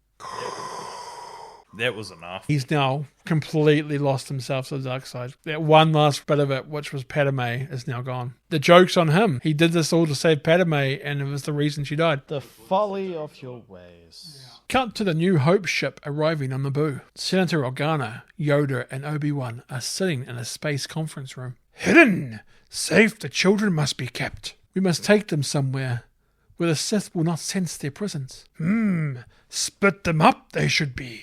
My wife and I would take the girl. I've always talked about adopting a baby girl. She will be loved with us. And the boy? I will take him to the Dursleys and Little Whinging. He will not be loved by them. We'll keep that in mind. To Tatooine. To his family send him. I will take the child and watch over him. Until the time is right. Disappear we will. Organa walks out of the room. Master Kenobi, wait a moment. Obi-Wan sits back down. Performance review time. I'm thinking an F for Anakin turning to the dark side. In your solitude on Tatooine, training I have for you. Training? An old friend has learned the path to immortality. One who has returned from the Neverland of the Force. I hope it's Scorpion from Mortal Kombat. Your old master. Obi-Wan looks astonished. Qui-Gon. More like Qui-Not-So-Gon. Oh. Very good. How to communicate with him, I will teach you. Cut to Organa in the hallway of the New Hope ship. Organa places R2 and C-3PO in the care of Captain Antilles. Now this is the guy who gets choked out by Darth Vader in the beginning of New Hope. I want the plans. Oh, yeah. That's Antilles. So this must be the actual ship from episode 4. Good fact. Organa orders for C-3PO's mind to be wiped. What? R2 sounds like he giggles at this. Oh no. Cut to a night service on Naboo. A large crowd has turned out for Padme Amidala's funeral. I'm guessing this is the equivalent of a state funeral since she was a former queen. So, a space state funeral. You can see Padme's body being carried through the street towards her final resting place, which looks to be a stunning and massive archway area. Padme is in a space coffin that is being carried by 2 space horses. Jar Jar is walking behind the space coffin, as his boss Nass from The Phantom Menace. Padme still looks pregnant, probably to help hide that the babies are still alive. Current Queen of Naboo is also there, who is played by Kiwi actress Keisha Marshall-Hughes. Padme has a necklace Anakin gave her in Episode 1, The Phantom Menace, in her hands. Cut to some starship cruisers out in space. Can hear some TIE fighters flying around. Love that sound. Darth Vader enters the control room and walks up to the Emperor and Governor Tarkin from Episode 4, A New Hope. Tarkin's CGI face does not look good. No. Tarkin walks away as Vader is left with the Emperor. They look to something out the window. It's the Death Star under construction. Cut to the New Hope ship landing on Alderaan, Organa's home planet. He takes baby Leia with him. He shows and hands his wife their new child. Cut to Tatooine at night. Obi-Wan rides on a space camel to Anakin's relatives in the middle of the desert. A young Uncle Owen and Aunt Beru come out to meet him. Obi-Wan hands baby Luke over to Aunt Beru. Uncle Owen is waiting up a sunrise. Aunt Beru joins them with baby Luke so they can do the iconic look at the double sunset. Obi-Wan walks away and won't be back until his check clears for Obi-Wan Disney Plus show. End of movie. Now that we've gone through the movie Star Wars Episode 3 Revenge of the Sith, let's go to our ratings. Master Podcaster, there's too many of them. What are we going to do? Since I started the podcast of only 2 hosts, only 2 rating scores will count. It helps keep the balance in the ratings. Therefore, since there are 3 of us here today, my score will not count on the official charts. I'll still give you my scores, but only Ross and Tenzon's ratings will count. You might say, I'm on the council, but I have not been granted the rank of master. Hey, good one. Let's go to our ratings. So for ratings, let's start with story. Tenson, what have you given story? I've given story a 4. Out of 5 stars? Yeah, 4 out of 5. I think, it's really tragic to see Anakin's fall to the dark side. You know, such an iconic hero, but you knew it was coming. It was inevitable. It was good to see that trajectory of the story, but also even like the other characters as well, and the effect that Anakin's fall has on all of the other characters is pretty heartbreaking. So, but yeah, I've given it a 4. And Ross, what have you given story out of 5 stars? I've also gone 4. It's, because you're having to pigeonhole or come into an established story, being able to satisfy most threads leading into the original trilogy. They did really well. They made it climactic. It follows the good beats within, fits itself as an actual movie, but within a larger story. I thought they did really well. I have also given it 4 stars out of 5. It could have easily been a muddled mess where they try to fit everything into the final movie to try and make everything make sense. Because they did well in actually building up the problems in the first 2. And yes, you might get it's kind of boring, all the political stuff. But because they did that well, it meant that the story in episode 3 was a bit more simple, a bit more heartfelt, a bit more tragic, and pays off really well. And I think I've also, as much as the acting may not be great or not, depending on how you feel, you can't underestimate the commitment that Hayden Christensen and also Ewan McGregor gave to both roles. Like that 3 or 4 months or maybe even 6 months of training. You only do that not just because you're paid to do it and because it's a role, but because you want to. They did such a great job, and I think that even their ending parts where they're talking to each other are the best parts of the film because the bond they have and the dedication to the role I find really comes out. So story-wise, I think it really pulls off really well, so 4 out of 5. Acting, Ross, what have you given acting out of 5 stars? Yeah, not great, except for a couple of, you've got Ian McDiarmid, who smashes it as Palpatine. You just see Christensen just kind of blandly go through the motions. Even though there might be an artistic choice, it just doesn't really look like he's doing much. And that happens for, say, Padme as well. Yeah, I don't know, average. 3 out of 5, yep. And Tenson, what have you given acting out of 5? I've given it acting 3.5, basically for similar reasons to Ross. I think, George Lucas isn't known for great dialogue, and the actors kind of had to work with what they got. But overall, the acting's not particularly great. Apart from Ian McDiarmid is amazing as the Emperor, even right through the series. But as for the other characters, the actors, they're okay. Nothing special, but 3.5. Some of the great acting comes from Yoda and his CGI. Yeah, exactly. I was actually going to mention Yoda in my ones too. 3.5 out of 5 for Tenson. I've given it 3 out of 5. Like you said, some of the roles are actually really well. Ewan McGregor, I think, is damn outstanding in this. It may feel like it's a little bit not so good off Hayden Christensen when he's kind of given them kind of a little bit wooden acting sometimes, but I think McGregor's great. Frank Oz as Yoda is great in this as well. It's subtlety in his performance where he's giving the Empress sass, but it's also even though it's the CGI part of him like crushed, and even through his voice when he's talking to Obi-Wan and stuff later on about the kids, you see how hurt Yoda is about all this and how defeated he feels. Christensen, I'm not going to be as harsh. I think there's some parts in this where he is feeling like he's restrained because of the Jedi in him, but there's some outbursts and stuff like the I hate you part at the end. You feel that. You can see the rage in his eyes. It's like, that's his full emotion finally coming out. That's like the only time, though. Yeah. Like I say, it's the artistic thing for George Lucas to make him be withheld and withdrawn. And when he finally gets it, you're like, damn, that's what you could have got. And there were some subpar things. I love Natalie Portman. She's not great in this. She doesn't get much to do. She's just sit to the side. C-3PO gets pretty much no lines. But yeah, everyone else around them, like Jimmy Smits. I love Jimmy Smits as well. But nothing else is special apart from Ian McDiarmid. He makes this movie, the acting wise, like you believe it because of him.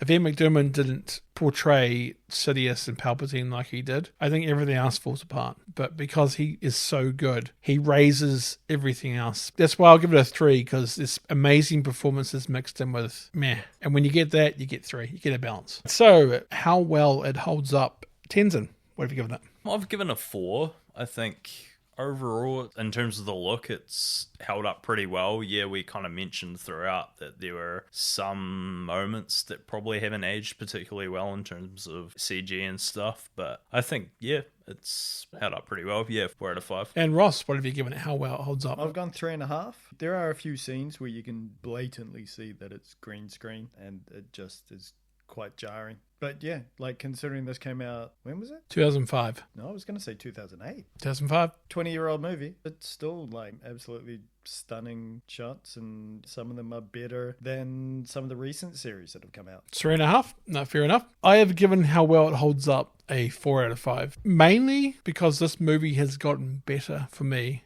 as it's gone on. When it first came out, it was like, oh, this is fun. This is okay. And it ends the series, and now we can move on. Did it okay. And I enjoyed it. I've always enjoyed episode 3, but I've learned to appreciate it more as it's gone on. As, like, say, I guess the Clone Wars and everything's come into it. I haven't watched fully the Clone Wars, so I can't say I'm influenced by it. But the more I watch, like, the sequel trilogy and everything, the more I come back and appreciate what happened in the prequels, especially Revenge of the Sith. This is going to probably make some people angry, but Revenge of the Sith is in the original trilogy for me as moments and emotion and just important lore that happens in Star Wars. Empire, Return of the Jedi, Revenge of the Sith, I put in the same. Yeah, I'd say it's top 3 out of the 9. The most important one, I feel. I'd say light years ahead of Attack of the Clones and Phantom Menace in that aspect as well. Huge improvement, yeah. But how well it holds up, I'll give it 4 out of 5. Yeah, it's got some dodgy CGI, so it can never be perfect. For me, it's better now than it was 20 years ago. It warrants more than above average grade. For music, Ross, what have you given it?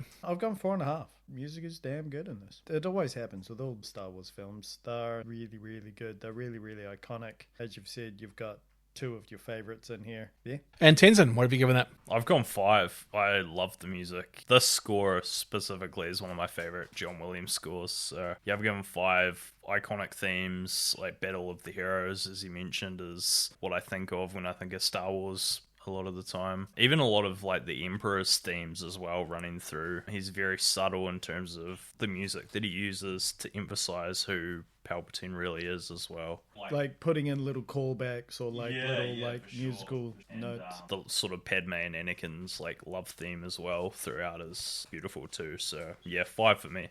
Really good music. For me, I have given it a 5 stars out of 5. I think it's a very, very, very, very good John Williams score. And when you're a very good John Williams score, that means you're like top echelon of musical scores, because this man is a genius. From Jurassic Park to Star Wars to Indiana Jones to Superman to Harry Potter, those are all like top echelon scores. So like I say, the Battle of the Heroes scene at the end just completely draws you into this battle, and mixed in of course with how good Anakin and Obi-Wan are dueling, that music just even the hits. Like march on the temple is like also a really iconic theme. And in the Phantom Menace, I kind of said I couldn't give it 5 because there's too many older themes coming back. But for this one, it uses the older themes as part of the story more. Yeah. And what they do bring in is such a high level. No way else I could think of that could be better like scoring this than this score. Like I couldn't listen to any of this and go, oh, this could have had better music or better score. So I'm giving this a 5. For visuals, iconic or amazing shots or moments, Ross, what have you given that? I've gone 4. The ones that stand out to me are definitely around the turn. The Order 66, Temple's gone, Youngling's gone. Then you've got the battle between Obi-Wan and Anakin. Prior to that, earlier, maybe the Senate. But yeah, it's later. It's that second half where the iconic ones come in. And Tenson, what have you given? I've given 4.5. I think there's a lot of visually stunning moments in Revenge of the Sith. I mentioned earlier the scene where Anakin actually turns the light and dark on the lighting on his face. I think that really is perfectly done. The battle at the opening, visually that's beautiful as well. And there's so many, the in battle, even Palpatine versus Yoda as well. That's epic. So yeah, 4.5. I've given it a 4 out of 5. I think some amazing shots in this as well. Like you mentioned already, the opening scene is my favorite opening scene in any Star Wars. The way it starts off is holy cow, we're in for a ride. And it's a really, really good way to start. Also have the in battle on Mustafar. It speaks for itself now that we talked about it so many times, how great that is. But even little shots like the one where it zooms in where they're crashing the ship, or the shot when Anakin's has his back turned to Obi-Wan, seeing both emotions. There are some shots that are taken here that I look at this and go, wow, there's so many good moments that I can remember from the scene. Yoda in the Senate arena when he's hanging on to the edge of the thing, but he can't. It might not meant to be, and it probably isn't. I'm probably looking too much into it, but it's like a metaphor for the Jedi's grip on the Senate. They've lost it. He was hanging on to it, and then lost it. And that's probably exactly how it's meant. That's the sort of stuff that, and also of course Superman full cape. Windu by the window. From Anakin's interpretation, Windu is looking over Palpatine. He's putting his power over him. When Palpatine is pretending to be weak, Anakin's point of view is the Jedi trying to outmuscle.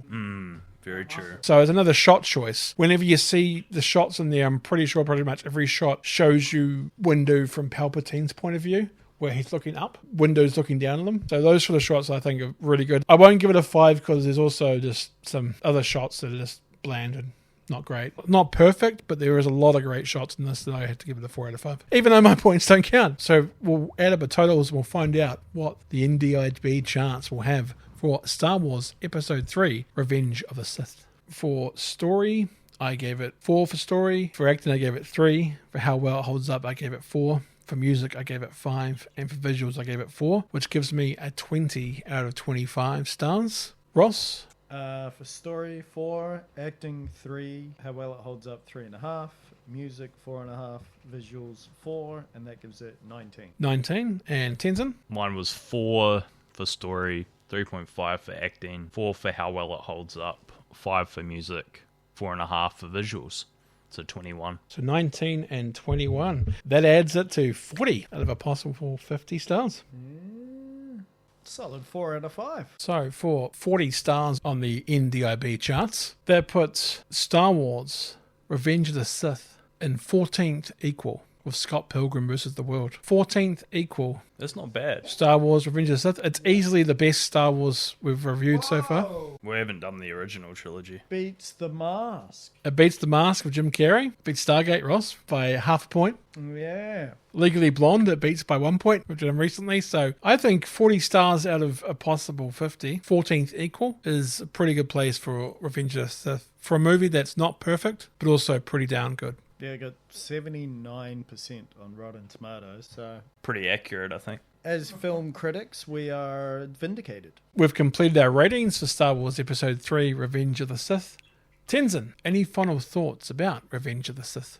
Basically what I've already said. It's an important film in the series. Seeing Anakin's fall. Yeah, I think it's a movie that I'll keep coming back to just as a Star Wars fan, depending on mood, obviously, because it's pretty tragic. It's an important film, and yeah, especially in... Nice. And Ross, any final thoughts? This is how it gets done.